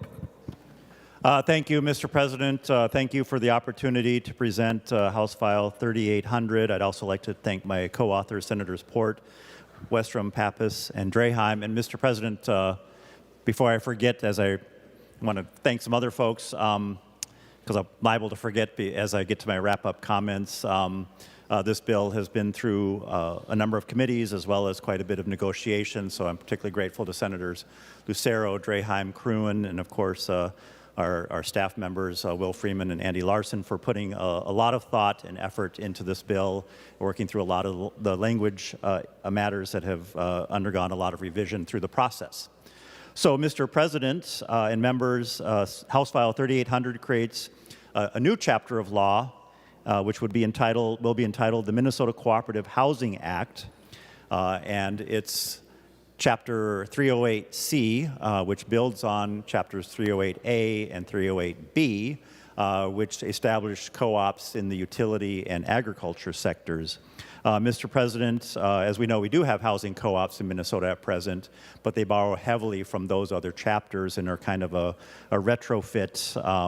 I think the term that has been used commonly are square pegs and round holes, trying to create this form of housing in Minnesota statutes. So this establishes a very strong foundation and basis and framework for housing co-ops, which are becoming an ever more popular form of particularly affordable home ownership, but also allowing people to form intentional communities on the basis of age or other sorts of affiliations and come together. Of course, the distinction in co-op housing and cooperative living is that you are a part owner of the entity for which you have the right to live in a particular unit versus owning a particular unit that's then affiliated together under a common interest ownership model. So, Mr. President, very quickly, this new chapter for incorporation by housing co-ops is entirely optional. Current law allowing for incorporation under other existing statutes would not be removed by this bill. And if a housing co-op would like to opt in, they can do so with an 80% vote of the members. Very quickly, as a high-level overview, Mr. President, what this language would do is allow for some of the governing and legalities and process issues for housing co-ops. It creates rules governing filing with the Secretary of State, business operations, governance, voting, bylaws, amendments of articles, legal powers, enforcement, standards of conduct, liability, dissolution, and other operating requirements. Prohibits the use of the term cooperative or housing cooperative by businesses that aren't so construed. I mentioned before, it establishes a process for existing co-ops to convert to this new structure. It outlines rules that are specific and particular to senior co-ops, as well as affordable limited equity cooperative housings. It allows developers to organize cooperatives, establishes the rules for doing so, includes allowing the developers to establish the initial board of directors, but then a mechanism for them to come off the board of directors as soon as the occupant members form the board and have their first meeting. It allows boards of directors to take certain actions through majority vote, and there are, of course, very numerous cross-reference updates to make housing co-ops under this chapter eligible for various programs. Some of the issues that we worked through and changes that were made along the way, including changes that were made by the other body, which brings House File 3800 to us here today, include narrowing the damages that can be imposed by co-op boards for fines and other violations to liquidated damages, in other words, established level of damages, which are outlined in a contract or a lease agreement, clarify that boards provide for due process and procedures for members to dispute conflicts, including conflicts up to the removal of them from the cooperative, clarifying that certain sections of the bill apply only to senior housing. I think I mentioned that already. Removes language which allows the bylaws to permit non-residents to sit on boards under certain circumstances. allows cooperatives to establish rules by which members can access financial records, as well as removing a requirement that they have a minimum interest in the co-op in order to view those records. There are other clarifying details as well. One important step that was taken was to make sure that the laws that are under the community interest, common interest ownership laws, Chapter 515B, do apply in totality to this new chapter of law and in fact take precedence should there ever be construed to be a conflict between the language in this new chapter and 515B. That is my bill, Mr. President. I stand for questions, comments, and amendments. Thank you, Mr. President. Senator Draheim. Thank you, Mr. President. And thank you, Senator Dibble, for bringing this forward. And I'd also like to echo Senator Dibble's comments about all the stakeholders, staff, both partisan and nonpartisan from both bodies that did work on this. I'm sure it's not easy. As members can see, it's a 104-page bill, give or take. A lot of legalese in this chapter, but thank you, Senator Dibble. And as members know, I've been a broken record on some form of home ownership for the 8 years I've been here. And I think housing cooperatives are an excellent form of ownership, especially those on the lower end of the income spectrum. So I appreciate Senator Dibble's work and patience on this, and I'm sure we'll be working on it next year when we come back. Members, it does not take effect until August of next year, and I think that is intended to work out the kinks because we know it does need a little bit of work. But I support the bill and urge a green vote. Thank you. Senator Abler. Well, thank you, Mr. President, and I enjoyed reading this 104-page bill. I learned a lot about co-ops. Would Senator Dibble yield for a question, please? Senator Dibble, will you yield? He will yield. Senator Abler. Thank you, Mr. President. I'm not sure it's addressed in the bill, but I just, one of my, actually several constituents have faced a problem with some of these co-op housing. And the Board of Directors actually has the force of law in enforcing common area rules and so on. And to the point they even towed away this guy's car, who was a resident. Senator Dibble, would you just yield and tell me, is there something that we can do about that? Not as an amendment to the bill, but just in terms of just having a better behaved Board of Directors and not abusing the individuals who are just parked in the wrong spot. Senator Dibble, to the question. Thank you, Mr. President and Senator Aber. Yes, this was a point of discussion. I think Senator Lucero brought it up and others as well when boards of directors are enforcing certain of the rules that are in the lease agreement and or the contract, the various contracts that you're a party to when you're a member of a co-op. And whether or not there's an opportunity for dispute resolution, and certainly, we're trying to find strike the right. I think Senator Limmer brought this up quite a bit as well, trying to both clarify within the language of the law, but also allowing for there to be some ability for self-governance. That's the whole idea with co-ops. But we do specify that there should be opportunities for these members of these co-ops to have opportunities to have a dispute resolution process built into their bylaws. And with a little time, I can find that language and I'll point it out to you, Senator Abler. Senator Abler. Well, thank you, Mr. President. I just wanted to ask on behalf of this. They were just kind of surprised. And then and I learned that maybe it's still the law in this bill that you do have the rights to what goes on inside of your unit, but you do not have rights to what goes on into the hallway and into the common areas. And I presume, I'm not going to drag this out, but I just, that was surprising that people don't know that. It's kind of sad to tell your constituent, sorry, you need to run for the Board of Directors, otherwise there's nothing you can do. Thank you, Mr. President. Thank you, Senator Dibble. Senator Nelson. Oh, thank you, Mr. President. Thank you, Senator Dibble. I stand in support of Senate File 4053. Senator Dibble and Ports, Westrom, Pappas, and Draheim have taken on a problem that has been vexing us for a number of years. I recall back in 2017 or 18, we were trying to work on this concept, and I appreciate the fact that the team this year was able to get it across the finish line. We have an immense housing crisis. We are seeing so many people locked out of home ownership that I think this is the time, this is one way where we can make it more affordable for Minnesotans to own homes. Home ownership it remains the best generational wealth builder. So I would hope that we will have a strong green vote in support of this innovative bill, which has wisely put the co-ops housing in their own statute, their own chapter. Let's vote green. The Secretary will give House File 3800 its third reading. House File Number 3800, a bill for an act relating to cooperatives, providing for the organization and operation of housing cooperatives for seniors, low and moderate income people, limited equity cooperatives, and leasing cooperatives for designated members. Third reading. Any other discussion before we go to roll call on for final passage? Senator Port. Thank you, Mr. President. I want to thank Senator Dibble and all the folks he's worked for. This has been an area of law that is missing in our state.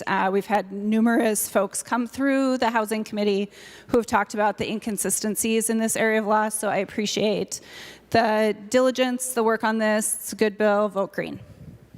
Last comments from Senator Dibble, so we can vote. Senator Dibble. Thank you, Mr. President. I should also just publicly thank Priya Primo, Senate Counsel, who put in a tremendous amount of work as well as the external organizations and stakeholders who I won't name here, but I will thank them publicly for their good faith and their good efforts to put together a good bill. Thank you, Mr. President.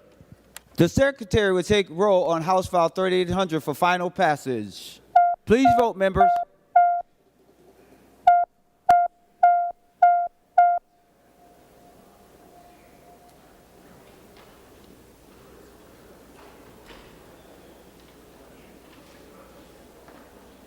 Senator Umu verbatim for those voting pursuant to Rule 40.7.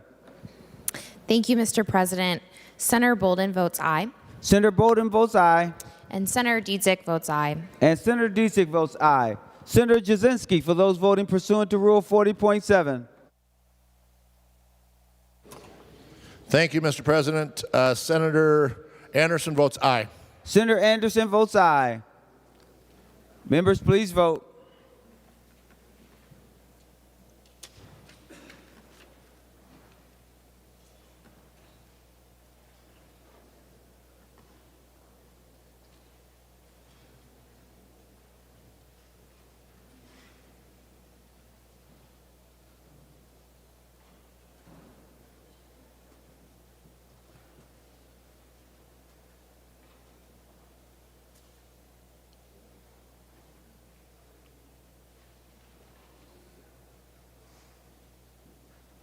Mr. President. Senator Jasinski. Senator Anderson changes his vote to no. Senator Anderson changes his vote to no.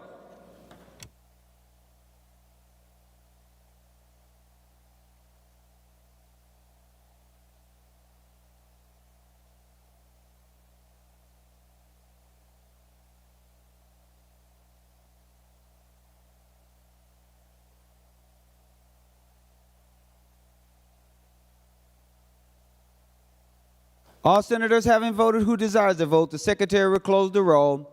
There being 53 ayes and 12 noes, House File 3800 is passed and its title agreed to. Members, we will now go to Senate File number 5335, Senator Hoffman. Thank you, Mr. President. And members, in front of you is Senate File number 5335. It's our Omnibus Human Services supplemental appropriations. And Mr. President and members, As you can see, there's 139 pages to this wonderful piece of work that was put together by a lot of folks. 8 articles. There's, if you look at the makeup, the 27 bills, there's actually 43 bills that actually totally make up this whole 139-page supplemental bill article. And if it would please the President of the Senate and members, I would like to go through each article line by line, if that would be okay. And with that, I'm only kidding.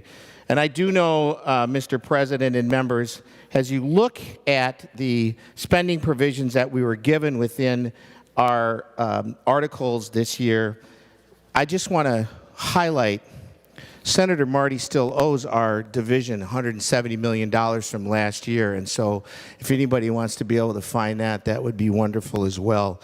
But what you will see, Mr. President and members, is the itemized spreadsheet that gets to what we needed to do, and which we did, Mr. President, is we left some things on the table from last year because at the end of the year when we couldn't get enough fiscal notes for it, but they were critical. And so what you'll see in every provision that is in this spreadsheet, these are critical services. As you know, human services, when we started last year, we really talked about the why.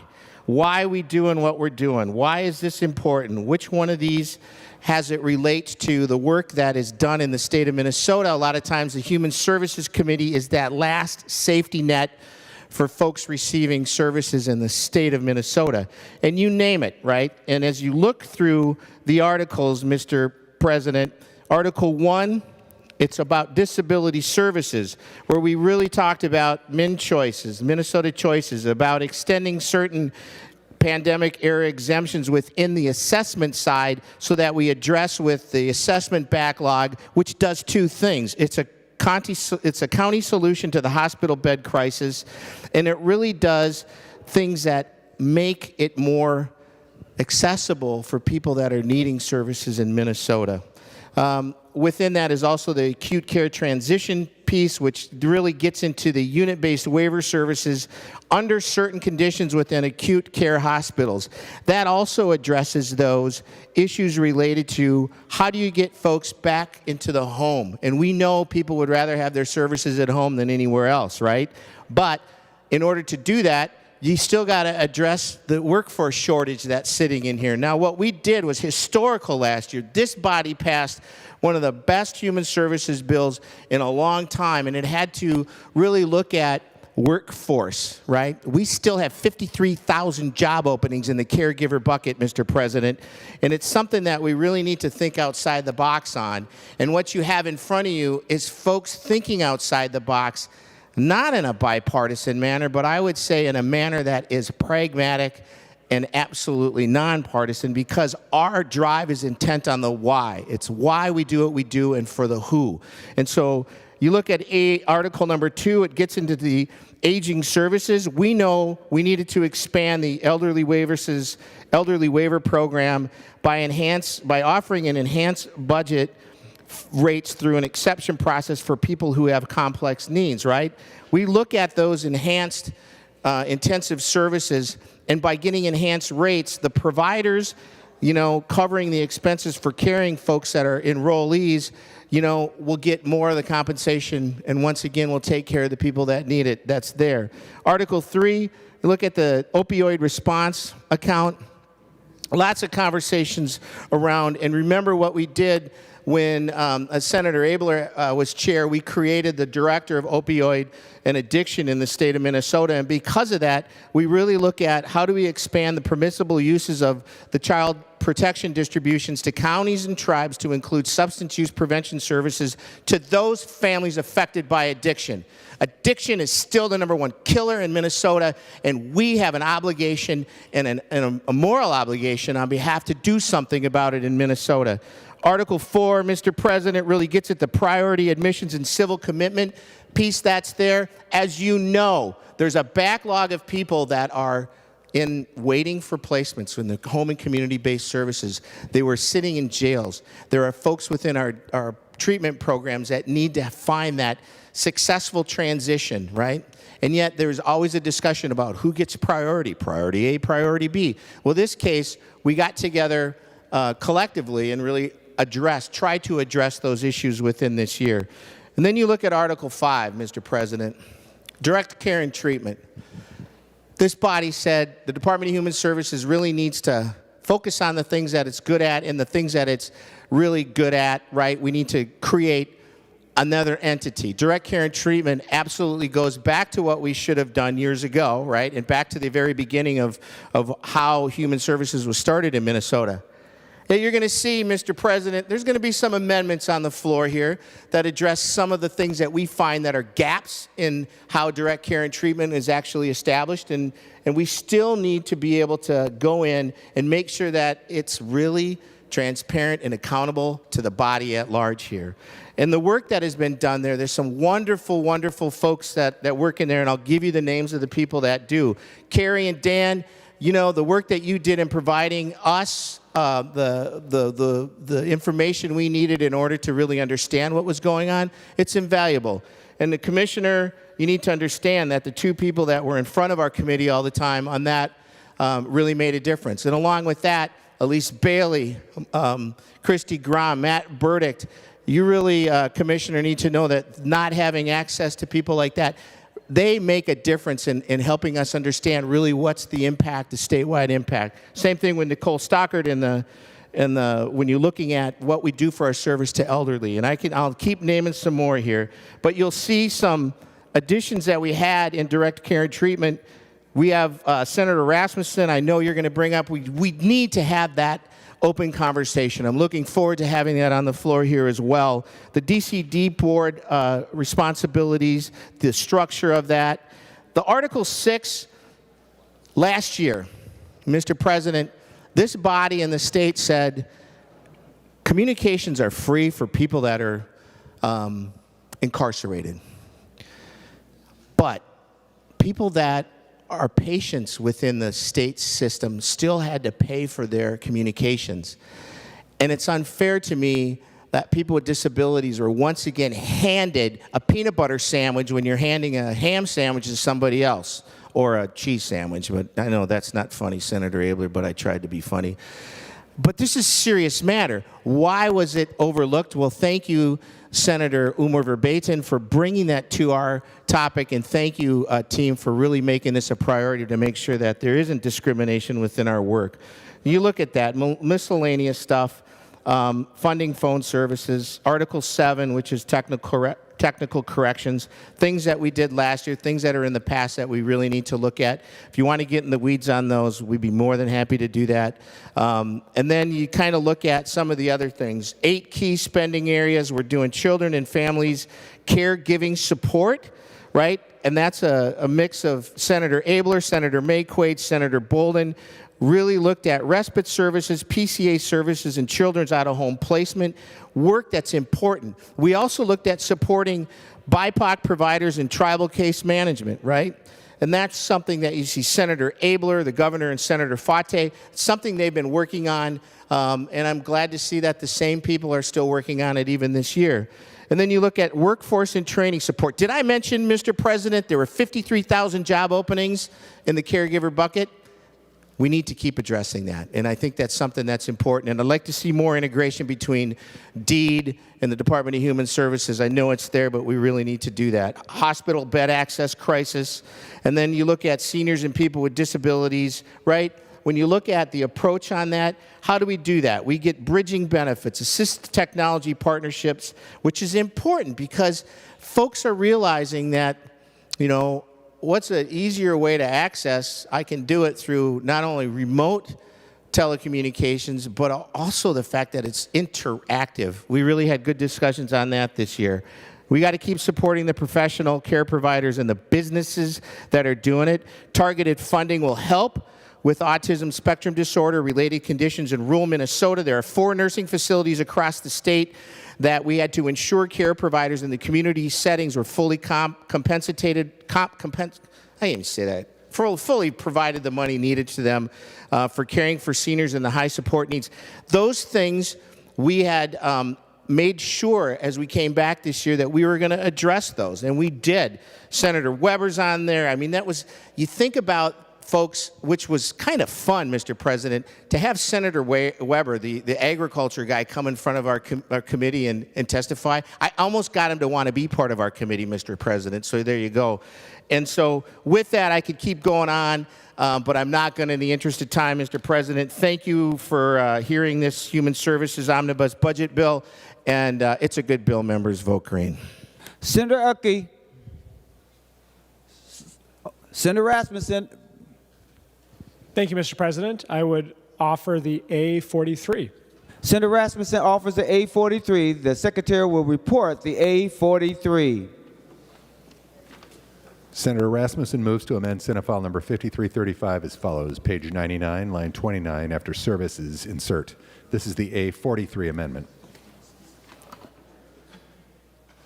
Senator Rasmussen to the A43.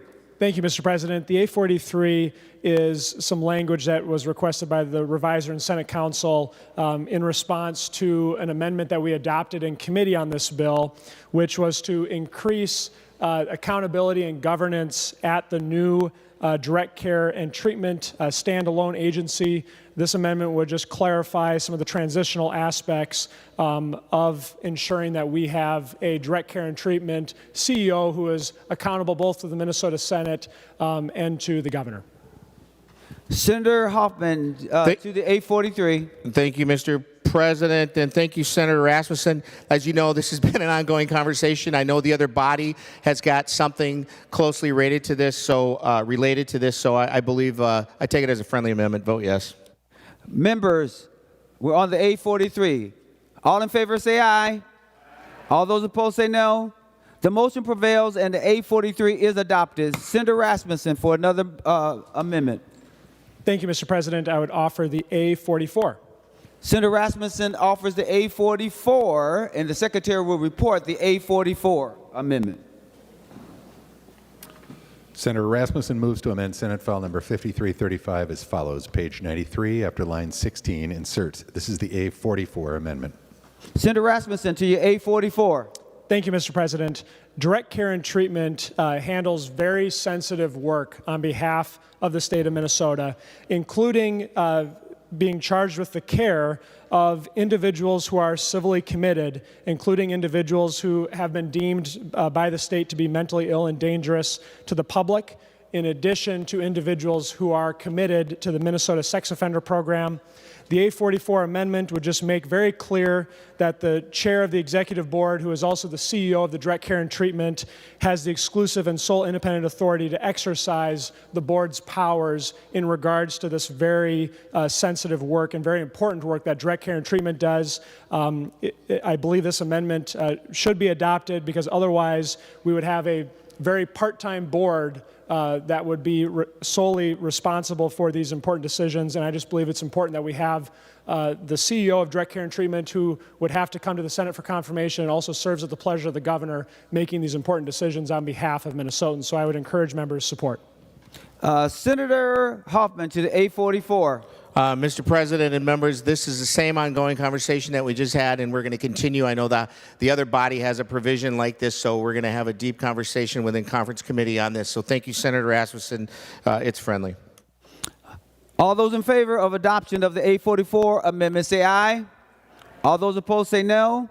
The motion prevails and the A44 is adopted. Senator Draheim. Thank you, Mr. President. I would like to offer the A54 amendment. Senator Draheim offers the A54 amendment, and the Secretary will report the A54. Senator Draheim moves to amend Senate File Number 5335 as follows. Page 121, after line 3, insert. This is the A54 amendment. Senator Draheim to your A54. Thank you, Mr. President, and this amendment won't shock you.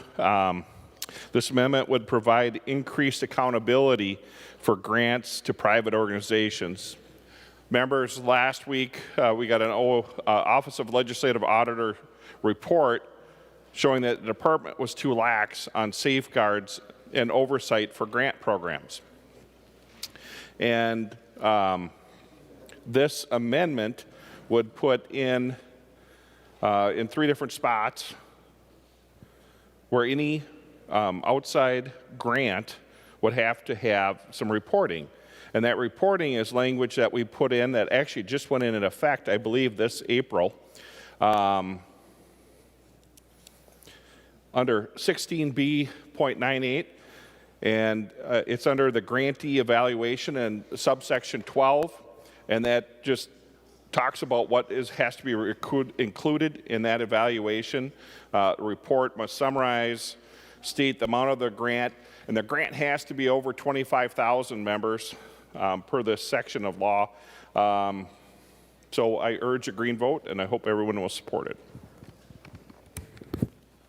Senator Hoffman to the A54. Thank you, Mr. President, and thank you, the good senator from, you know what, I couldn't even do it, and I'm going to say Senator Draheim for doing that.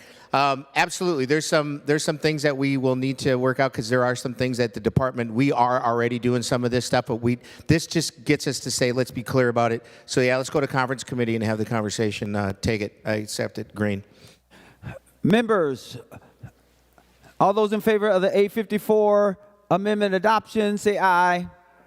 All those opposed, say no. The motion prevails and the A54 is adopted. Senator Uckey.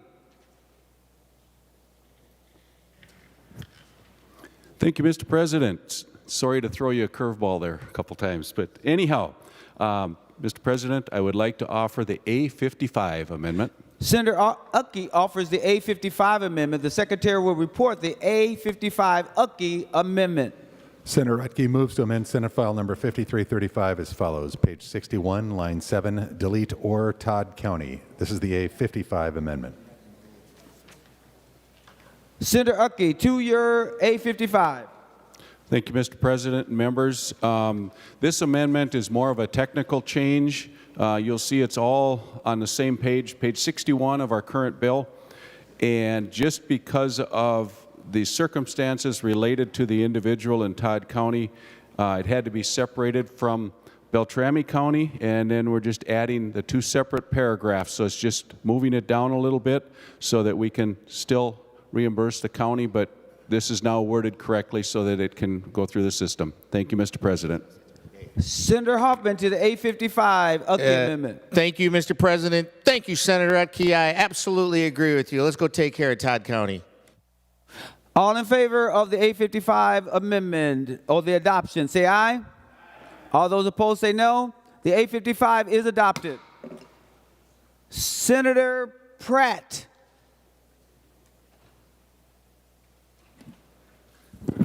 Thank you, Mr. President. I'd like to offer the A45? A45 amendment. Yes, sir. Senator Pratt offers the A45 amendment. The Secretary will report the A45 amendment. Senator Pratt moves to amend Senate File Number 5335 as follows. Page 123, line 23, before grant, insert competitive. This is the A45 amendment. Senator Pratt to your A55, sir. A45, I'm sorry. Senator Pratt. Thank you, Mr. President, and I appreciate your clairvoyance in knowing which amendment I wanted to offer. That was awesome. Mr. President, I think the Secretary said it exactly right. This just simply takes a grant program that's already in the bill and clarifies that it's a competitive grant program. As I spoke with Senator Hoffman, it sounded like it already operates that way. We just wanted to be clear. Senator Hoffman to the Pratt A45. Thank you, Mr. President. Thank you, Senator from Prior Lake. Absolutely. We're already doing it within the Department of Human Services, clarifies it. Here's one thing. You're going to open up the admin and MMB door. Just want to let you know it's going to be, it's a whole different, but yes, we're good. It's a green go, so thank you. On adoption of the A45, all in favor say aye. Aye. All those opposed say no. The motion prevails. The A45 is adopted. Senator Dames. Well, thank you, Mr. President, and I just want to make a few comments and then I'll present an amendment. But if you remember a year ago, I spoke about this topic with the nursing homes and the issues they had and the problems we were having with nursing homes. Fortunately, we put about $300 and some million into that problem last year, which did help. But unfortunately, in many cases, we're back in the same proposition, the same problems we had a year ago. Some of the things that have changed in the last year that have made it really tough on nursing homes, the wage standards that were approved in the last couple of days by the Nursing Home Workforce Standards Board will cost facilities around $50 million over the next 4 years. This cost is not reflected in their nursing home rates that the nursing homes get paid, and we know that it's going to be a while before they'll get adjusted. Within the last couple of weeks, CMS finalized a rule that costs Minnesota taxpayers and nursing homes about another $80 million per year. These costs are not reflected in the nursing home rates. We have nursing homes that are back to the same problem. They can't accept a lot of patients. One of the reasons they can't do that is because they don't have the employee base, because they're unable to pay the employees the salaries they should be employing them to have them do this work. In January, a survey was sent out to the nursing homes, and about 10% of the nursing homes in Minnesota showed in that survey that they were thinking seriously about having to close. That would be equivalent to about 35 nursing homes. Unfortunately, the only way we're going to be able to prevent these nursing homes from closing is to provide funding. There's nothing in this bill that I see that provides funding for nursing homes, and we know that there's nothing in the bill to correct the 21-month delay in payment program that we have in Minnesota. This bill does not provide the workers in our nursing homes with salary increases. One of the things we could do is we could increase the per day rate by $12.35, which would be equivalent to what we did last year in that one-time payment. Folks, it's kind of interesting when you sit into committee and we talk about in finance the things we're spending money on. And it just really is heartbreaking to see the things that we want to spend money on, and one of those things is not the nursing homes. We're back the same place we were a year ago. Let's ignore the seniors. A year ago, I made the comment that I didn't think it was fair that some people would be forced to put their parents under the apple tree out in the yard because they couldn't take care of them. I know that's a little far-fetched, but you know, there is something that's going to have to be done, and people are going to have to make some serious choices with what's going to happen to the seniors if we don't correct this program and get it so that it works well, so that seniors can know there's a place they can go for a nursing home, the employees can know they're going to get a fair salary, and the people managing the nursing home can know that they can feel comfortable in making decisions that provides good care for our residents. Just to clear the record, I am a young senior, so I don't want you to think that this is a conflict of interest because I don't plan on being there shortly, but I do know this. I have several friends that are older that may be, and we need to take care of them. So members, I have the A46 amendment. Senator Dames offers the A46 amendment. The Secretary will report the A46 amendment. Senator Dames moves to amend Senate File Number 5335 as follows. Page 54, after line 11, insert. This is the A46 amendment. Senator Dames, any other discussion on your A46?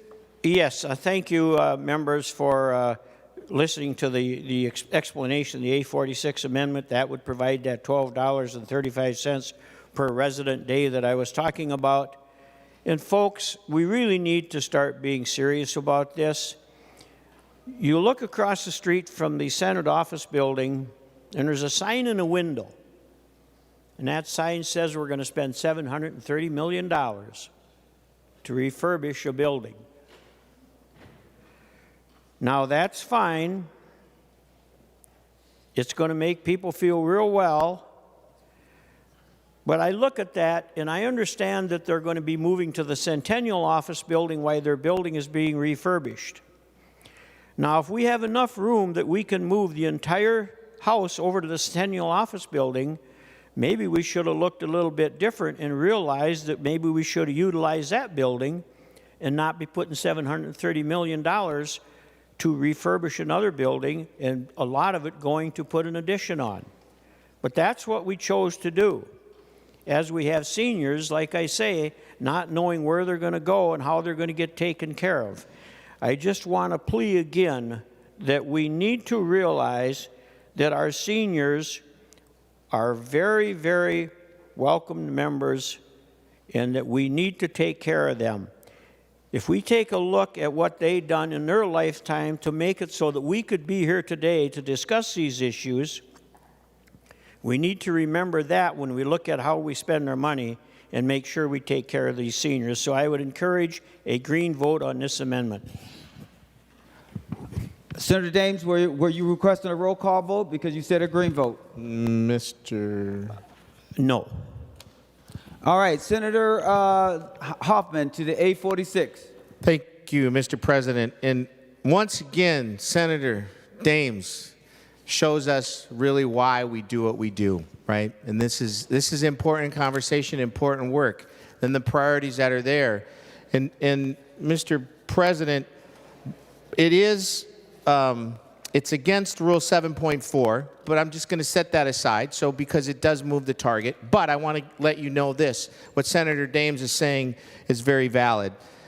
But we also have to have a deeper conversation. When you talk about a financial cliff, like Senator Dames is talking about, when you look at how we did in this bill, critical access nursing funds, we put more money into that aspect. We did what little money we did have, right?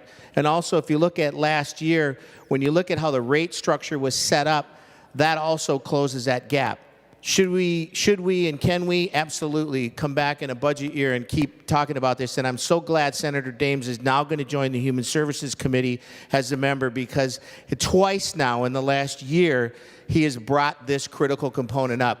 But with that, Mr. President, this is in violation of, I don't know if to use the word violation, but it does move our already sealed target 7.4. But thank you, Senator Dames, for once again highlighting that. So it is against our target, Mr. President. Is that a point of order, Senator Hoffman? Absolutely. I guess it's a point of order. Would ask that we rule that is accordingly to against that 7.4, which does increase the appropriation of our bill. So thank you, Mr. President. All right, we're going to talk to fiscal. Is this to this issue, Senator Abler, just briefly about whether it's out of order now, because that's the point of order. You want to give me advice? Mr. President, I love offering you advice. You don't always listen to my advice, but I love offering you advice. That is correct. And you might do well if you took it a bit more often. But to the I'm certain that I would advice, do much better. advice to Senator the Abler. President. So, Mr. President, when the targets are set, a lot of us members are not there. And so we're stuck with these targets that are present, and I hate it to even agree with my good colleague that his point of order is unfortunately correct based upon the rules. But rules are pieces of paper, Mr. President. You're holding the book in your hand. It's a piece of paper. And so when a person needs a nursing home and all they have is a choice of a back of a car or an apple tree, then we're going to point out to them, hey, we followed the rules. And so I'll talk later about the governor's choices and spending targets and why we even have to face this question. But Mr. President, unfortunately, Senator Hoffman is correct. Members, the point of order is well taken.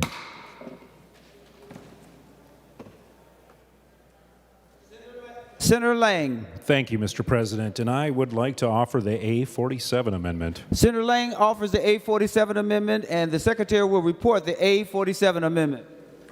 Senator Lang moves to amend Senate File Number 5335 as follows. Page 111 after line 18, insert. This is the A47 amendment. Senator Lang to your A47. Well, thank you, Mr. President. The A47 amendment is something that I've been working on for several years, along with a bipartisan group of legislation from both this body and the one just across the hall.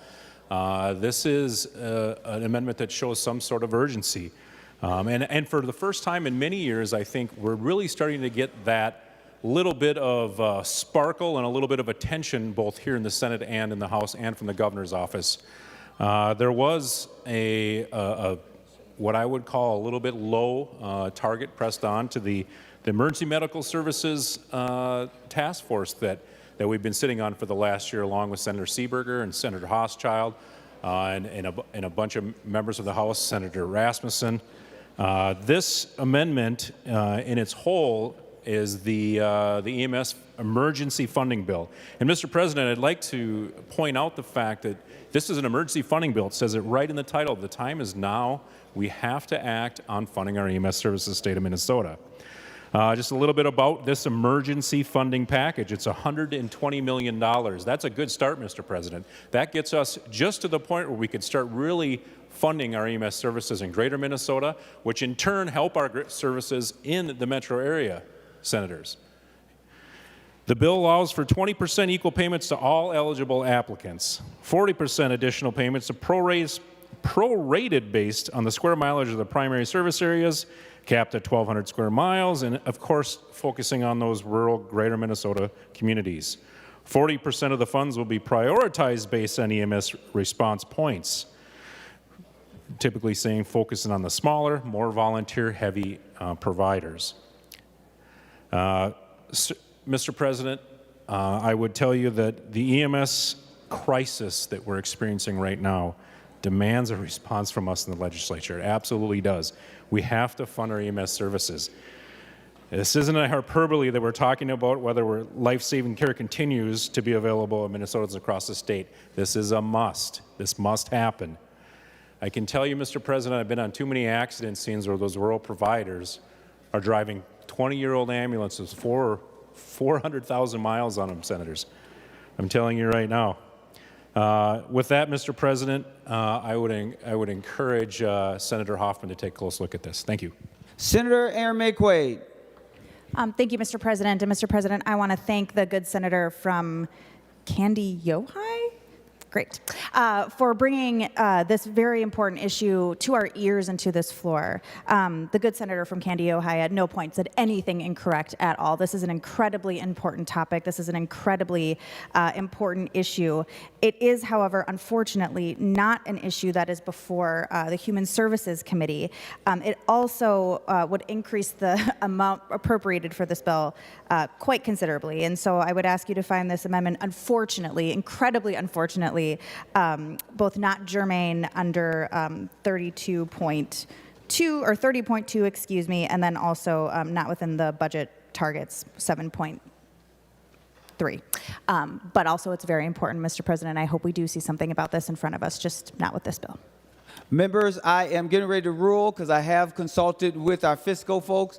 I'm going to let two people say something briefly so that we can keep moving forward. All right? Senator Abler, and then Senator Hoffman, and end with Senator Lang. Senator Hoffman, excuse me, Senator Abler. Well, thank you, Mr. President. And, I just wanted to comment about that book you're holding up there again. So we've been talking about this for a long time. And so if it doesn't go on this bill, what bill is anybody going to stick it on? And so this summer, someone's going to go up to their lodge or their cabin up in greater Minnesota from the metro area, or they live out there, and something bad is going to happen to them. They'll break their leg or something, and they're going to call 911, and you know what's going to happen, Mr. President? Because of this paper we got that you have to follow, nothing's going to happen. And the person's going to lay there for any amount of time. And so, Mr. President, devices, no, it doesn't fit in this bill, but where does it fit in the responsibility of the Senate to make sure that we handle this problem? The governor failed to acknowledge this in his budget. We need close to $200 million just to plug the hole, and he offered 16 in some kind of interesting fashion. The bills that are leaving the floor here from our body are woefully inadequate. And so, Mr. President, we as the senators can decide what the rules are. We can decide if that rule is important or not. And I'm not going to even ask to appeal your ruling because I know what you're going to do because you aren't going to take my advice again. But we had better solve this because broken legs are inconvenient. You have a heart attack out there, you're going to die. And I think that as a Senate, as a body, we're against people dying in greater Minnesota at their cabin. And so as this process goes forward, Senator Marty, Senator Murphy, Governor, and the House leadership better find a way to solve this problem. And so we can't say, well, we would have fixed it, but it violated a rule. Thank you, Mr. President. Briefly, Senator Hoffman, before I rule on the point of order that's been raised. The good senator from Anoka and the good senator from Apple Valley are correct. It is not consistent with 7.4, but it's a great topic, Mr. President. So thank you. Pursuant to the point of order. Oh, I'm sorry. I did say that, Senator Lang. Well, thank you, Mr. President. Senator Lang, accept my apologies. Senator Lang. I would really appreciate the comments by Senator Abler and truthfully from Senator Hoffman and all the others that just spoke on the amendment in front of you. Mr. President, I don't care that it's out of our target. I really don't. This is such an important topic that I'm appealing to this body. I'm appealing to the governor. I'm appealing to everybody that's listening to us now that we have to find the funding. We have to turn one of these accounts upside down, dig into the pockets of it, and fund EMS services in the state of Minnesota. This is a must. Thank you, Mr. President. Pursuant to the point of order raised by Senator McQuaid, it is out of order pursuant to Rule 7.4. Senator Westrom. Mr. President, I'd offer the A51 amendment. Senator Westrom offers the A51 amendment. The Secretary will report the A51 amendment. Senator Westrom moves to amend Senate File Number 5335 as follows. Page 46, delete Section 5. This is the A51 amendment. Senator Westrom to your A51 amendment. Mr. President, members, Senator Hoffman, trying to make your bill just a little bit better and make it easier and not make it harder for our great businesses, assisted livings that take care of elderly patients or others that need their short-term or long-term assistance, whether it's short-term rehab or other reasons that they might end up in an assisted living facility. This would take the language out that would add another 8 hours of training and 2 hours ongoing to new staff and staff that they are already having a difficult time finding to just have bodies, warm bodies at the facility, which they do take time to train. But Senator Hoffman, it's a great concern I have in our listening to our nursing homes and assisted living. The challenge they have right now is not going to get better by adding more regulations and more training before they can even get somebody in their facility to do the good work that they do, helping the residents in those facilities. And so this needs much, much more discussion.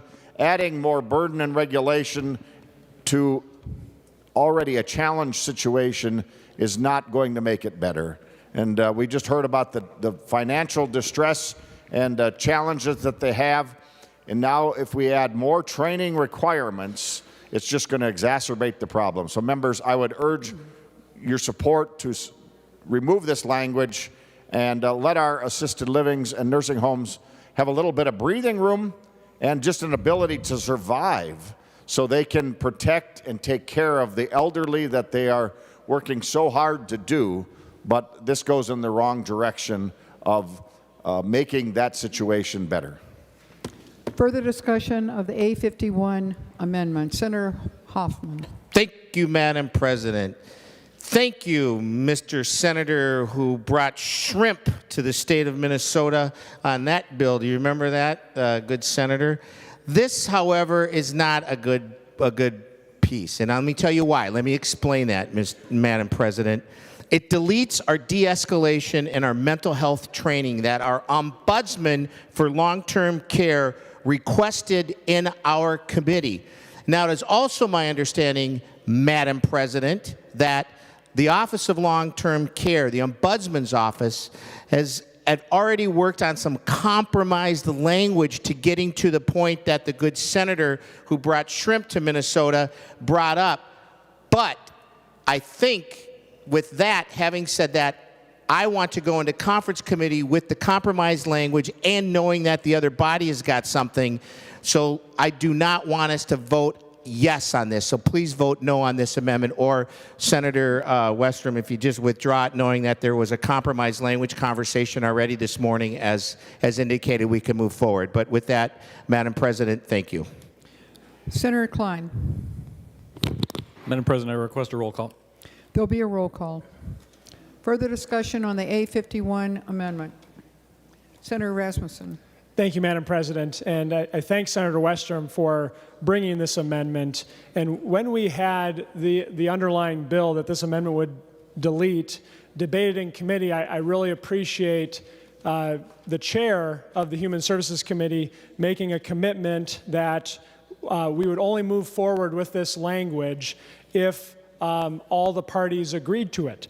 And I think this is a really important principle, just given the workforce challenges and the regulatory burdens that our assisted living providers already face.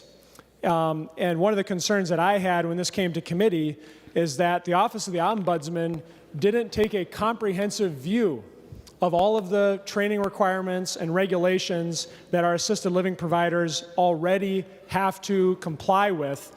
They just want to add more on without looking and seeing if there's any unnecessary regulations that they should perhaps repeal or take away. And so, Madam President, would Senator Hoffman yield for a question? Senator Hoffman, do you yield? He does.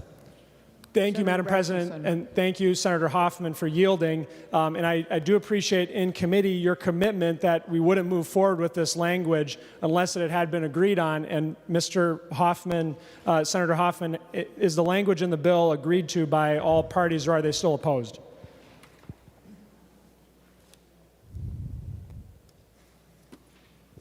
Senator Hoffman. Madam President, here's what I do know. The answer to that is no. There's a but clause. The compromise language that should be coming forward was offered multiple times, and there's that ongoing conversation. So I guess we're at a dilemma, and we used to do this in the committee work, Madam President. I'm looking at you. What makes sense for us is either to go into the conference committee with the language that we have, knowing we have made that commitment, right, on our committee, or we accept this. But I don't want to go in there deleting the de-escalation of mental health training, because we know that's deeply needed. So if you have any suggestions, Senator Rasmussen, on how we could go into this, because the conference committee conversation is going to be Senator Abler, me, and I don't know who the third one is, but I would like the Senate position to be one that gets toward that compromise conversation that was there, as our committee had talked about.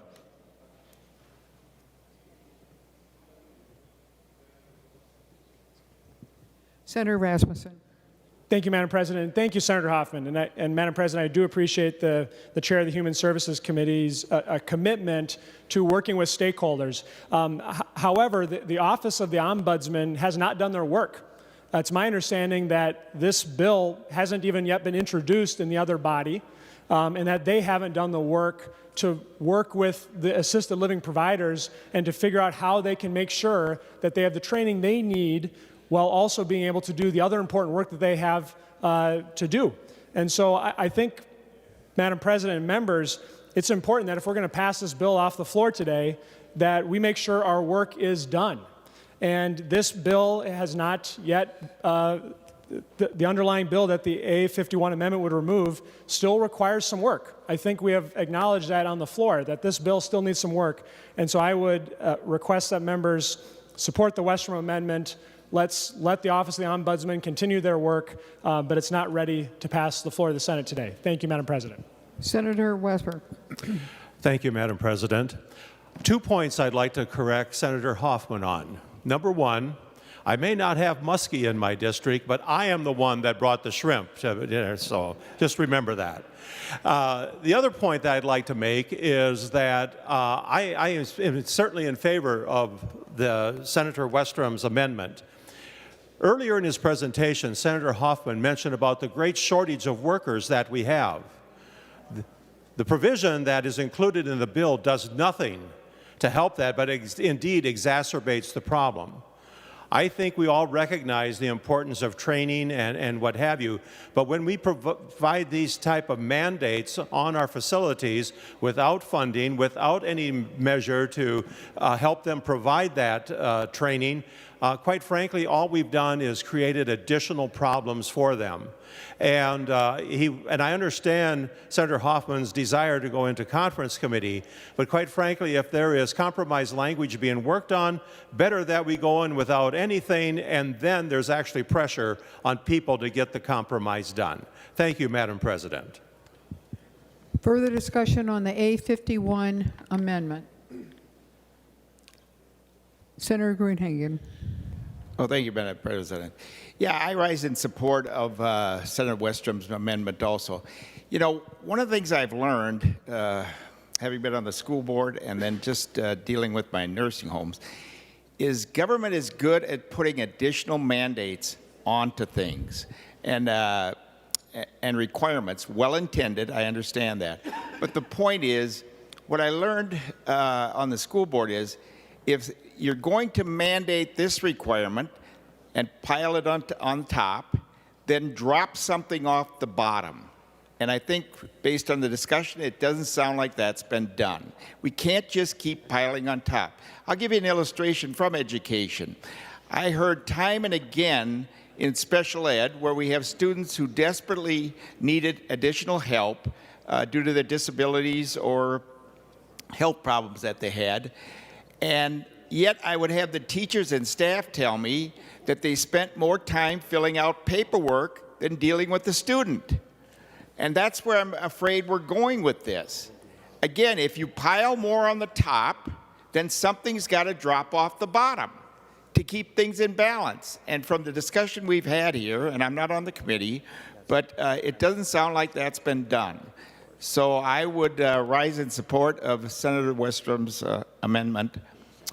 And I know the good Senator Hoffman back there will take that into consideration.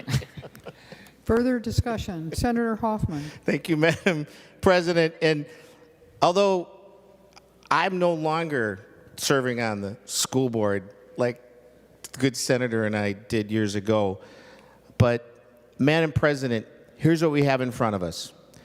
It makes zero sense for us. I'm going to let the body decide. I say no to the amendment that's sitting in front of you that Senator Westrum has brought, and thank you, Senator Weber, for correcting me on the shrimp issue, because now I can stop being angry at Senator Westrum for making me vote for that 20 years ago. But I do know this, that the Department of Health and the Department of Health is deeply involved, and I know the Department of Human Services is. I don't want to go into this conversation with nothing that deletes it. I would rather go into this with Senator Abler and we work on what the folks in the background are working on. So with that, I promise you this, Senator Rasmussen and Senator Weber, that we will have a product that has some kind of agreement when we're done with this process, when we come back to this body. And if we don't, then no. That's not acceptable. We will have a product that this body will be, that will work on that compromise, because I know the folks that will be in the conference committee. But regardless of that, please do not vote for Senator Westrum's amendment and let us go into this, but vote your conscience. So with that, thank you, Madam President. Further discussion of the A51 amendment before I call on Senator Westrum. Seeing none, Senator Westrum. Well, thank you, Madam President, and members for the good discussion. But it absolutely underscores the reason why this language is not ready for prime time. And it shouldn't go to conference committee, Senator Hoffman. It should go back to your committee, as Senator Rasmussen pointed out. That's where the deal should be worked out and negotiated if there's a better solution. Senator Hoffman, the problem is there's nothing to de-escalate if you don't have staff in the building. And so let's de-escalate the staff crisis and shortage first before we add more requirements of training, before somebody can even be hired and work in the facility that is so desperately in need of capable able body workers. And so if we just pile on top, as Senator Gruenhagen talked about, we just make it worse. And so, Senator Hoffman, if this is the new priority, then something else has to give. And so the compromise should be replacing these 8 hours of training with something else that's already going on that maybe has outlived its usefulness. That's where the committee should be looking at going, and instead of adding 8 hours of new training for new hires and 2 hours ongoing every year. It just piles up, and those are hours that the facilities have to pay for that do not benefit residents in the buildings. It's hours that they cannot be helping residents that need help. And so we need to de-escalate the staffing crisis issue, or there's nobody in the building to even de-escalate anything. So, Senator Hoffman, that's where I think you're missing the mark here. And so, Senator Hoffman, in all earnestness, let's de-escalate the staffing crisis and the mandates on these facilities and replace something that's existing with this. If this is more important than other training that already goes on, that's the direction we should be looking at. And you can do that by going to conference without this language. Tell the parties they're going to have to come back with solutions. You know, Jesse Ventura, when he was governor, had a very good point on our statutes. And many times he talked about every time we add a statute, we should be required as legislators to remove 2 others to thin out the books a little bit. Same idea here. Let's thin out the mandates, replace ones that are maybe not as useful. If this is more useful, that's a valid discussion. But you can't just keep piling on our poor facilities that are struggling to take care of our seniors, elderly, and those that are in need. Members, I urge your green vote. Let's take this back to the drawing board, back to the committee to force this issue to be resolved in a much better way than to go to conference committee, and then we're stuck with some sort of new mandate when it comes back. The Secretary will take the roll on the A51 amendment.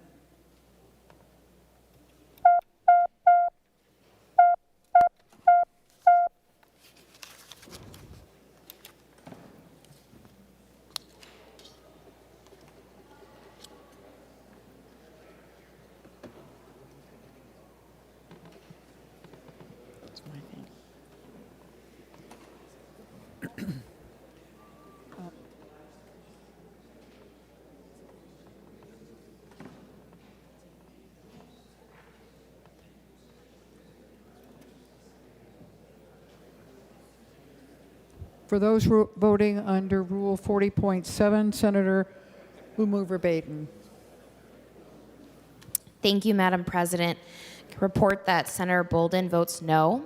Senator Bolden votes no. Madam President, Senator Dietzick votes no. Senator Dietzick votes no. And Senator Champion votes no. Senator Champion votes no. Senator Jasinski, for those voting under Rule 40.7. Thank you, Madam President. Senator Anderson votes aye. Senator Anderson votes aye.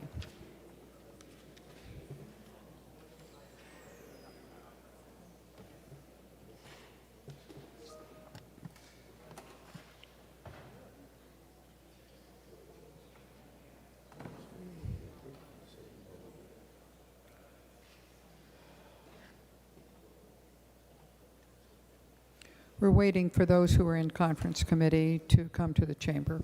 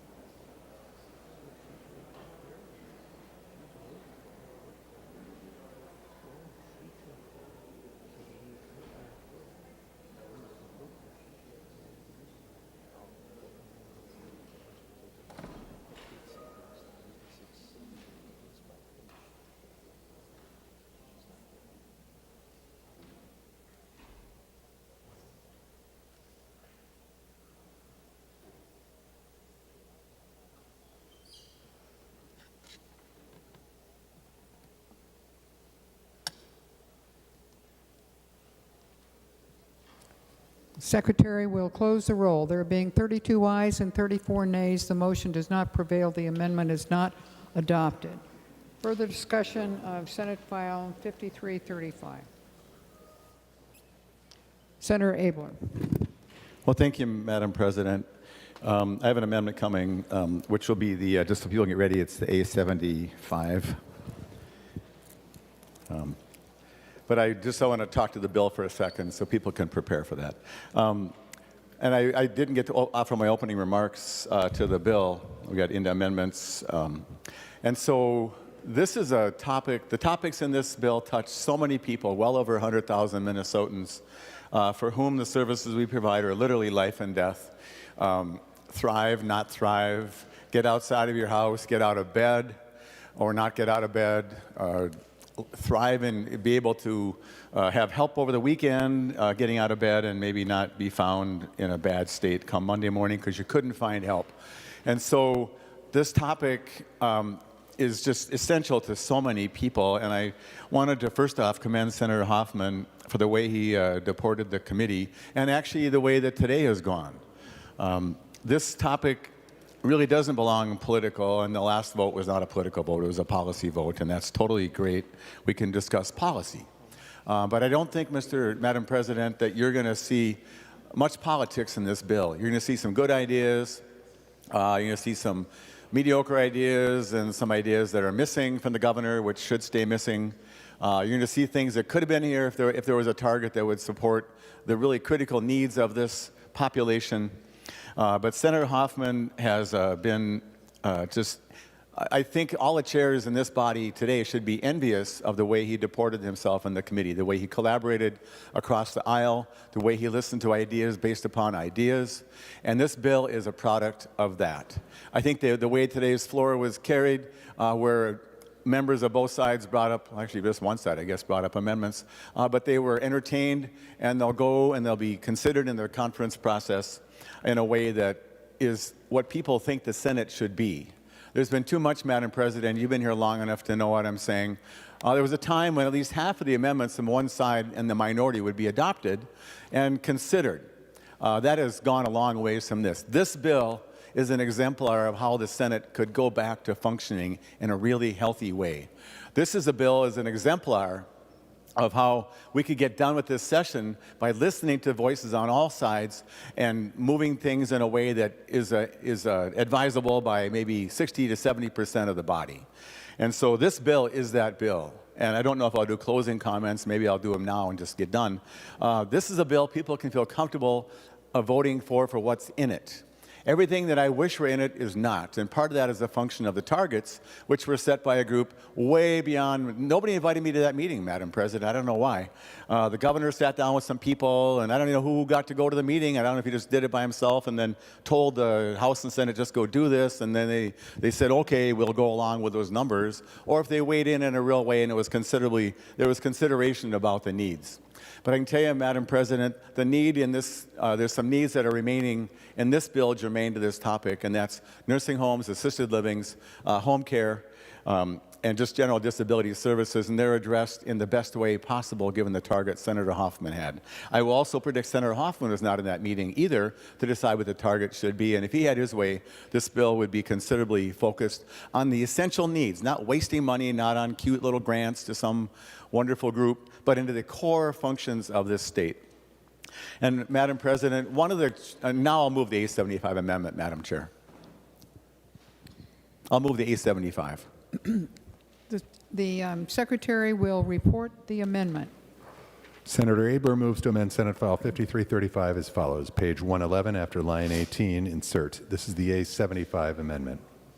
Senator Abler. Thank you, Mr. President. And we discussed nursing homes, and Senator Dames gave an oratory like only he can give.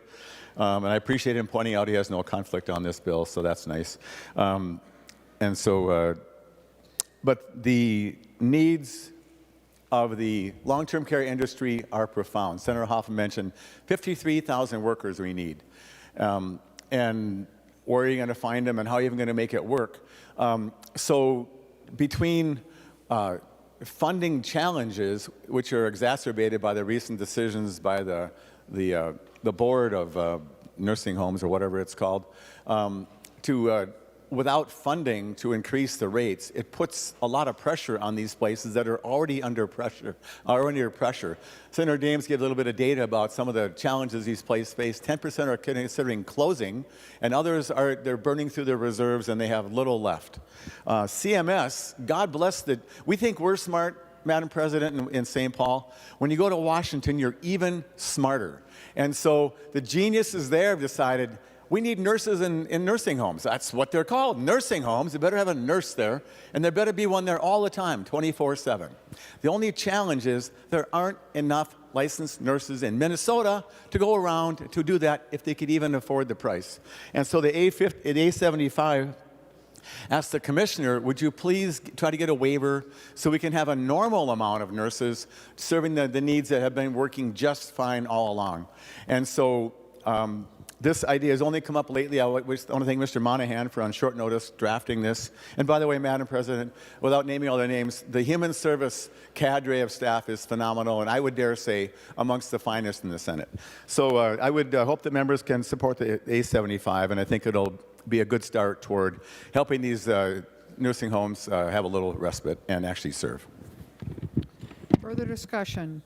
Senator Hoffman. Thank you, Madam President. Thank you, Senator Abler. Yeah, must submit a request for a waiver to the requirement. You're dealing with the fact that the feds just did the waiver from the federal requirements. It's there. All we're asking is they must submit a request. So, yeah, absolutely. Vote yes. Further discussion on the A75 amendment.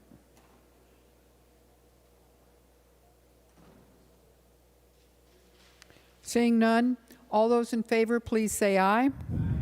Opposed, say no. The motion prevails and the amendment is adopted.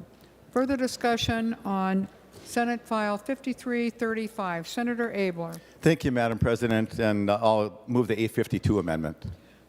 Secretary will report the amendment.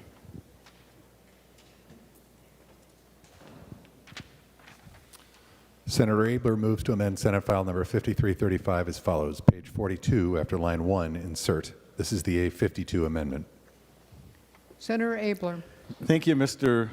Sorry, force a habit. Firstborn, we kind of get into our rut, Madam President. But it's actually true. Anyway, so this amendment would discuss, have the department look into the challenges with asset limits on seniors. Some states don't have any. It's not cheap. But there are some individuals with asset and income challenges or asset limits, which is really a problem, particularly people with disabilities and some seniors. There are programs they could get, but they have too nice of a car or they have too much of something. The asset limits are actually quite low, I think as low as $3,000. And so we require people to spend down to poverty, and then we finally help them, and they leave nothing behind for some of their family. And so it's not just something you can just have an amendment and say, this is a new limit, let's do it, but this asks the department to look into it, would they please, and come back with some recommendations. Thank you, Madam President.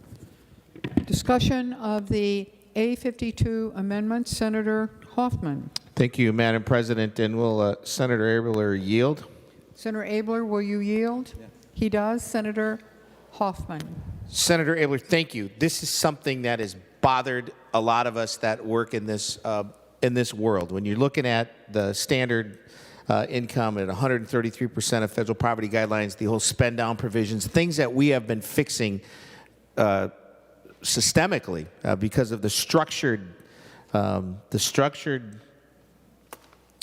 discrimination that's out there against people with disabilities, Madam President. There are some states that don't have a limit, an income, that asset limit thing, because of the fact poverty and disability go hand in hand. You're twice as likely to be unemployed if you have a disability than you would if you didn't have a disability. And you can't use the phrase competitive employment because it doesn't exist. It's about doing what's right.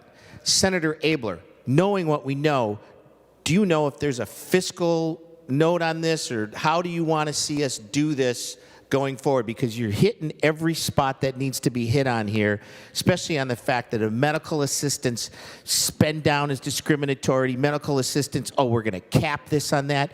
It's wrong, and I appreciate you having this conversation. Senator Abler. Well, thank you, Madam President. And I didn't do very well with the previous president about this little silly book, which has rules in it about spending and all that. But Senator Hoffman, money is nothing but stored labor. And so there's a whole lot of labor stored up at that department. And even though they say it's going to cost money, I just can't imagine that. I'm willing to even throw $10 in to help pay for this, Madam President. Oh, is that a prop? I'm sorry. Senator Abler, that indeed is a prop. Don't do that again. All right. Well, Madam President, I'm not really that generous in general, so that won't even be a problem. But thank you. I'll take your guidance. Senator Hoffman, there would be a cost to this. And I brought that up knowing it, and I know the next thing you do is say, well, we have to challenge under Rule 7.4 or whatever, and I'm going to say, yeah, you're right, and that's that. So just to answer your question, it would cost money. But I can tell you the people that are on the bubble on some of these places, when you have to spend down $200 of your $1,000 a month to get into the programs that are going to keep you alive, it just kind of is hard to go with. And Senator Hoffman, I know this is on your mind, and I know you're agreeable to the idea, but for today on the floor, it's probably not appropriate. So thank you for the time, and if you want me to withdraw it. Do you want to say something else before I do that? I'll wait, Madam President. Senator Hoffman. Thank you, Madam President. And thank you, Senator Abler. This is an important conversation to have. And yes, I think one of the things I would ask is, as we're looking at this, how come states like Washington, the state of Washington and the state of California are able to look at this and say, you know what?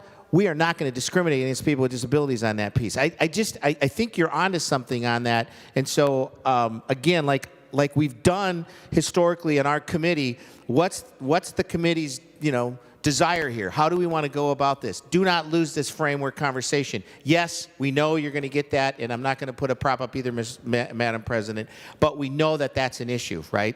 So, Senator Abler, I guess let me know how we should proceed with this, and we can go from there. Senator Abler. Well, thank you, Madam President. I thought the $10 would help, and all it does is get me in trouble. So, this is something important, not for today. I wanted to call attention to it, and I appreciate the attention of the body to this. But with that, Madam President, I will withdraw the amendment. The A52 amendment has been withdrawn. Further discussion on Senate File 5335. Seeing none, the Secretary will give Senate File 5335 its third reading. Senate File Number 5335, a bill for an act relating to human services, the Human Services Omnibus Budget Bill. Third reading. Final discussion on Senate File 5335. Senator Rasmussen. Thank you, Madam President, and I rise in support of the bill before the Senate today. And I just want to thank Senator Abler and Senator Hoffman for their leadership on this committee.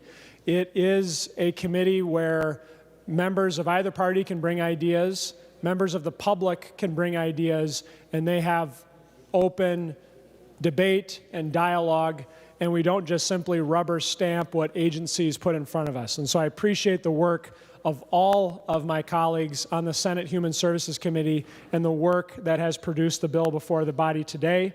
I'm sure as we will go into conference committee, there'll be continued conversations and opportunities for improvement.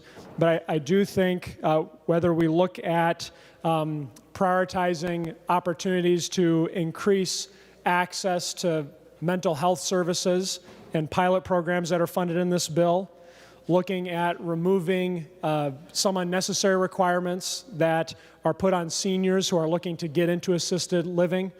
There is some good common sense policy and pilot programs that will be funded in this bill, and I just appreciate the leadership again of Senator Abler and Senator Hoffman that's gone into this. Thank you, Madam President.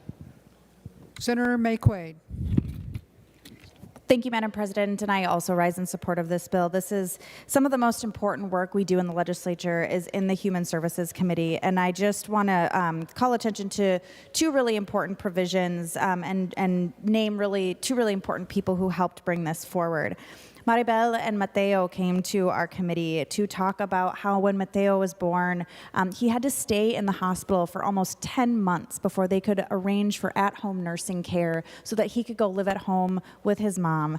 And this bill establishes a pilot program to help more young children, babies, go home to their homes and live with their families and their parents while they still receive the acute care and the critical care that they need. I think about a lot that when babies can't go home with their parents, that's the stuff we should be focusing on the most. And I'm so grateful to not just the great senator from Anoka, and every member of the committee for the great work that we did this year to focus on the things that really matter. I do want to just name, too, that long-term care continues to be a priority for this committee, and in addition to the robust funding and support we provided last session, there is increasing funding here, and including for things like the Critical Access Network fund for nursing homes in rural Minnesota and greater Minnesota. And so I think that what we have before us is just evidence of some of the best, most detailed, sometimes wonky work that we do, but it is work worth doing, and I'm grateful that we had a chance to do it. Thank you. Senator Rarick. Thank you, Madam President and members. There are a number of Minnesotans that are impacted by this bill and the services that we fund to help Minnesotans. And there was a lot of concern within my district and the region all around my district with the proposal that came from the governor earlier this year in regards to Care Carleton, a mental health and substance abuse program for women only, staffed by all women.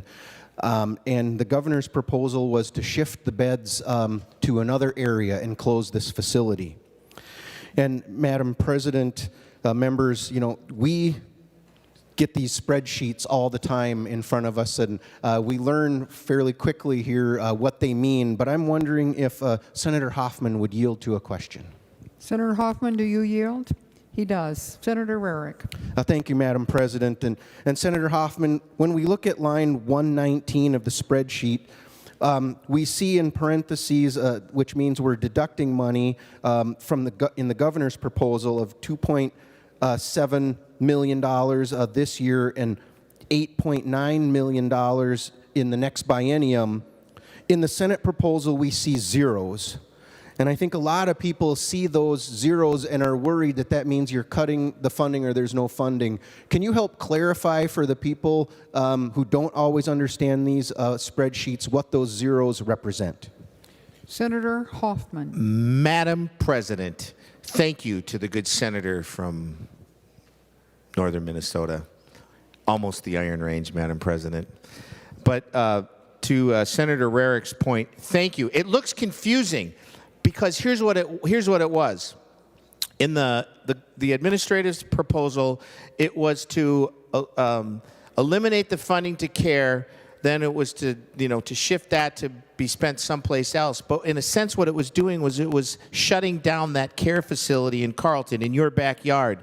When you see zero from the Senate, that means we changed nothing from last year. It means we fund that project. We are protecting that project, and we will continue to protect it because, like Senator Uckey told me one time, you don't have a checkbox that says trauma, single parent, pregnant, mental health, substance use. This is called the final, safety net for somebody that's experiencing those lived experiences. And Carleton absolutely did that. We saw it. This does not change anything from last year. It absolutely protects the integrity of that program. That's the Senate position, Senator Rarick. Thank you for pointing it out. Your constituents can be rest assured that our stance is to protect that. Thank you. Further discussion? Or Senator Rarick, continue. Yep. Thank you, Madam President, and thank you, Senator Hoffman, for that. The people who run this facility and the people who use the services there are incredibly thankful. When the proposal first came out, I can't tell you how many emails and phone calls my office received. So it is so appreciated that the members of the legislature in this body and the other have seen the importance of this. And I'll just let Senator Hoffman know that I believe there are a few northern senators who might take offense. My district and where I live, I am not in northern Minnesota. We are east central Minnesota. Senator Dibble. Thank you, Madam President. Madam President, I just rise very quickly to thank Senator Hoffman for a provision that's in Senate File 5335. Members, over the next couple of years, there's going to be an important conversation that will be convened among a wide array of individuals, professionals, those affected by guardianship and the like, and that's on the question of guardianship in Minnesota. Senator Hoffman saw fit to include a task force on guardianship and fund it so that it can do its work to a very, very high level of quality, which will be extremely important. The kinds of questions that are going to be discussed and proposals hopefully brought to our attention for consideration and passage in the coming years are around how to sustain and increase the number of guardians, how to make sure that we have a high level of quality as possible of guardians, identifying standards of practice and options for providing education to our guardians, securing ongoing funding, but also, Madam President, very important, identifying what we might do as interim steps before we go to that pretty extraordinary level of appointing and putting people under guardianship as well as conservatorship. Where possible, support people in their decision making and being more active and having more agency in the decisions in their own life. Having more role in being supported in making good decisions as they think about their healthcare needs, their housing, managing their finances, and the like. This is a crucial conversation because taking that step is so extraordinary. It eliminates people's ability to really fully exercise themselves as individuals and have access to their own civil rights. And this is an important conversation that's been going on for a number of years, and we really need to have that formal convening, really working through those questions from a variety of perspectives and a lot of expertise and a lot of experience so that we can grapple with what will be a really, really big subject for us in the coming years. So thank you, Senator Hoffman. I encourage a green vote for Senate File 5335. Thank you, Madam President. Further discussion before I recognize Senator Hoffman. Senator Herb. Thank you, Mr. President. I don't serve in the in Senator Hoffman committee, but I just want to voice my support for this bill. And living in this country about 40 years taught me a lot, taught me to speak up, whether you like or dislike, and more so I would say I like Senator Hoffman and the work that he does. As I go to in my community, when I go to my cultural community where there's Hmong, and then Somali, Oromo, or Karen community, or Vietnamese, Cambodians, and Lao and Thai communities. Those communities are communities that are having language and cultural barriers. And when I see elders from those communities, they just come and grab my hand and said, "Don't forget about us senior. It's challenging for us to get you to this country, but at the same time, make sure that we are cared for during this time." And, I heard Senator Hoffman spoke about the waiver program, senior waiver, elderly waiver programs, and I'm glad that it's in there with additional dollars to make sure that our elders are well cared for and give them, a dignified service. So again, I thank Senator Hoffman for always pay attention to the most vulnerable population of our state and helping people that are struggling in poverty, that their life could be cared for during this time of age. So thank you very much, Senator Hoffman. I rise to support. Further discussion? Seeing none, Senator Hoffman. Thank you, Madam President. Thank you, members. As I look at this, I got a note that says, "Thank you." This is somebody who works in the home care. She's a worker here. And she says, "Thank you for your great bill. I love the fact that you are paying paid parents and spouses.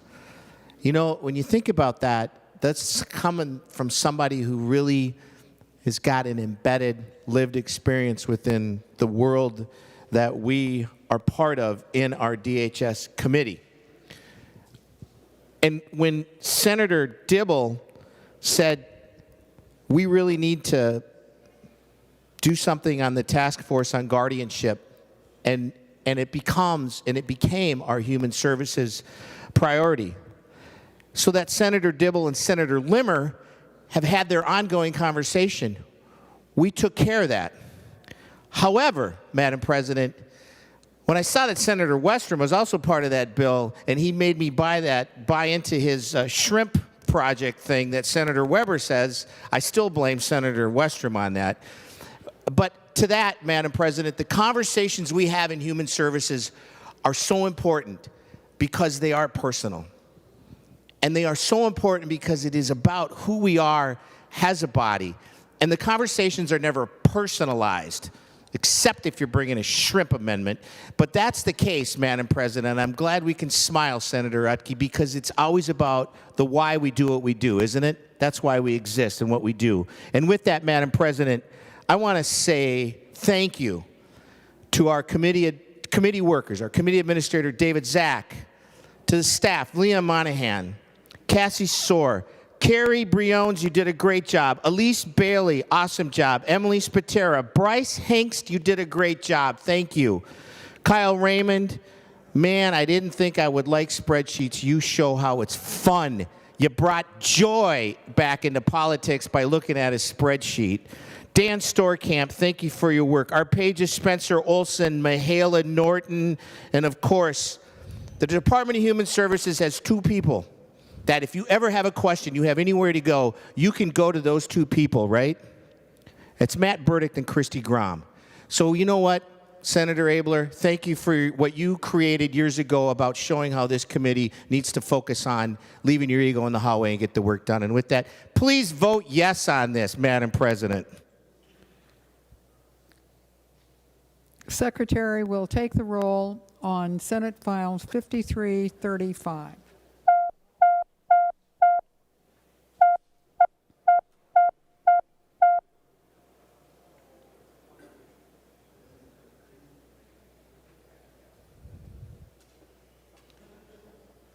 Senator Umu Verbatim for those voting under Rule 40.7. Thank you, Madam President. I report that Senator Bolden votes aye. Senator Bolden votes aye. And Madam President, Senator Dietzick votes aye. Senator Dietzick votes aye. And Senator Champion votes aye. Senator Champion votes aye.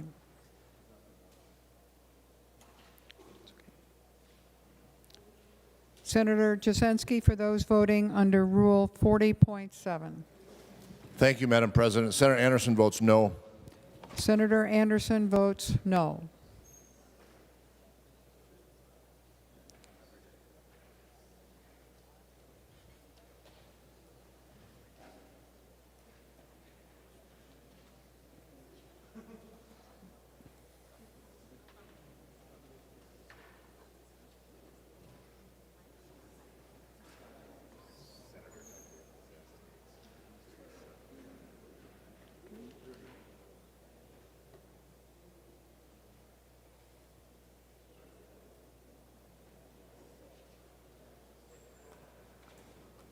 All senators having voted who desire to vote, the Secretary will close the roll. There being 53 ayes and 13 nays, the bill is passed and its title agreed to. Senator Murphy. Thank you, Madam President. I move a brief recess for the purpose of appointing conference committees. To that motion, all in favor say aye. Those opposed say no. Motion prevails.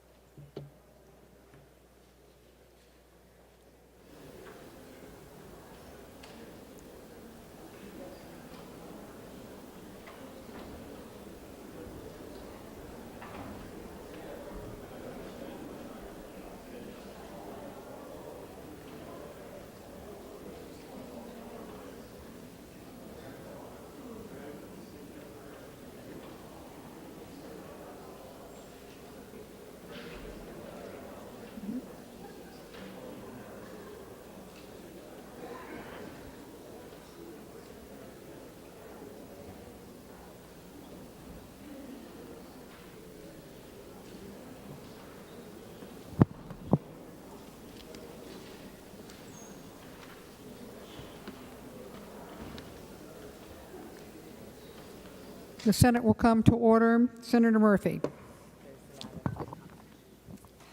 Madam President, is there a privileged report at the desk? Yes, there is. The Secretary will read the report. Senator Murphy from the Subcommittee on Conference Committees recommends that the following senators be, and they hereby are, appointed as a conference committee on House File number 4772. Senators Carlson, Westland, and Bolden. Senator Murphy moves that the foregoing appointments be approved. To that motion, all in favor say aye. All opposed say no. The motion prevails. The next order of business is the 13th order of business. Announcements of Senate interest. Senator Rarick. Thank you, Madam President. Members, last week, Minnesota lost a legend. Former Senator Florian Chmielewski passed away on April 23rd, quietly and peacefully in his home, surrounded by his family, at the age of 97. Senator Chmielewski, affectionately known by many as Shimmy, served here in this body from 1970 to 1996. Not only serving the people of his district, which incorporates much of my district today, but for the interests of all of rural Minnesota. But for those who met him and those who knew him, knew his true love was music, specifically polka music.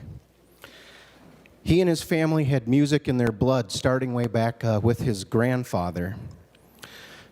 Senator Chmielewski and his brothers started the International Polka Festival, which ran for 40 years, and for a number of years was in my hometown of Pine City.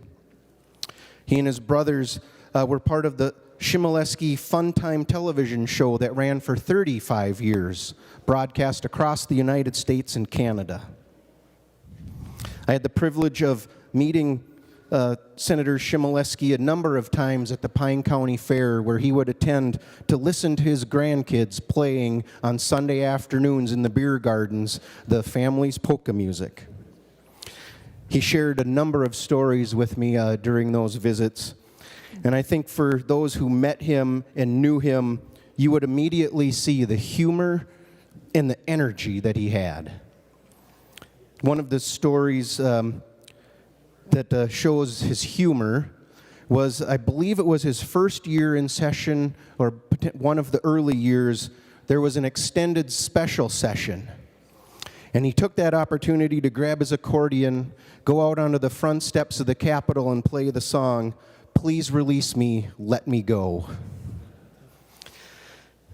His energy was shown just 2 months ago, when at the VFW Hall in Sturgeon Lake, he played the accordion at his own 97th birthday party. Madam President, members, I know there are not many members left in this chamber who served with Senator Chmielewski, but I believe a couple do wish to share a couple memories as well, and when they are done, I would appreciate a moment of silence to remember Senator Chmielewski. Senator Pappas. Thank you, Madam President. I'm one of the people still here that had the privilege to serve with Senator Chmielewski, who I have to say was quite a character. When I was in the House, though, we did carry a bill together on workplace drug testing. I have to confess that he wanted more regulation than I did. But we managed to work it out and compromise, as we do, between the other body and the Senate. And then I came over to the Senate and then served with him on the Senate floor. And he was also he was an entertainer, and he was also very entertaining on the Senate floor. A very flamboyant personality. You always knew where he stood on issues. You didn't always agree with him, but certainly knew his opinion and could respect that. And he was really, really very fun to serve with, and it's just kind of a sad loss. And I'm just really thrilled that he lived to be such a great, ripe old age, 97, and still active with his music. Thank you. Anyone else? Senator Port, and then Senator Marty. Thank you, Madam President. I am not one of the members who was here long enough ago to have served with the senator. However, as a young girl growing up in South Dakota, visiting my grandmother in Java, South Dakota, a huge polka town, we used to watch his show together. So, you know, the presence of his, you know, life on us has touched many, many more people than just the people in this body. Senator Marty. Thank you, Madam President. Florian was a very kind person. He, as several said, a great entertainer, and he wore plaid suits like you've never seen before or almost since. But he was one who I think Senator Rarick mentioned is full of humor and energy, and I think that was true, and I think he worked well with members of both caucus, and we'll all miss him. Anyone else? Then members, I would ask you to stand out of respect for his memory for a moment of silence.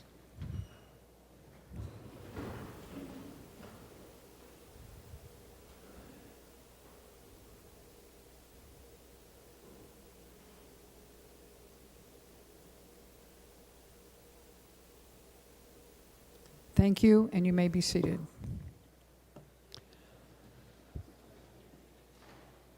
Without objection, the following senators will be excused from today's session. Senator Dames from 11:10 to 11:25 a.m., Senator Farnsworth from 11:10 to 11:25 a.m., Senators Liskey, Eichhorn, Wiesenberg, and Matthews from 12:20 to 12:30, Senator Duckworth from 12:20 to 1:30 and 2 o'clock till the end, and Senator Lucero 12:40 to 1 p.m. Are there further announcements of Senate interest? Senator Pappas. Madam Chair, members, the Capital Investment Committee will meet as planned at 3 p.m. in our usual meeting room in the Minnesota Senate building. Senator Klein. Madam President, the Senate Commerce Committee will meet in 15 minutes after adjournment in room 1150 of the Senate Office Building. Anyone else? Senator Johnson. Thank you, Madam President. Would Senator Murphy yield to a question? Senator Murphy, do you yield? She yields. Senator Johnson. Thank you, Madam President. Senator Murphy, I know it's early on in the week yet, but just for scheduling purposes, I see we've got a temporary hold on Thursday and Friday. Just kind of wondering what the schedule might look like for the remainder of the week. Senator Murphy. Thank you, Madam President and members. Tomorrow we'll be meeting at 11 o'clock. We'll be taking up legislation to name a highway for former member Senator David Tomassoni. We will be meeting on Thursday and Friday. We'll be coming in at 11 o'clock, and the agenda should be in your email soon. Any other announcements of Senate interest? Seeing none, Senator Murphy. Thank you, Madam President. I move that the Senate do now adjourn until Wednesday, May 1st at 11 a.m. On that motion, all those in favor say aye. Opposed say no. The motion prevails. The Senate is adjourned until Wednesday, May 1st at 11 a.m.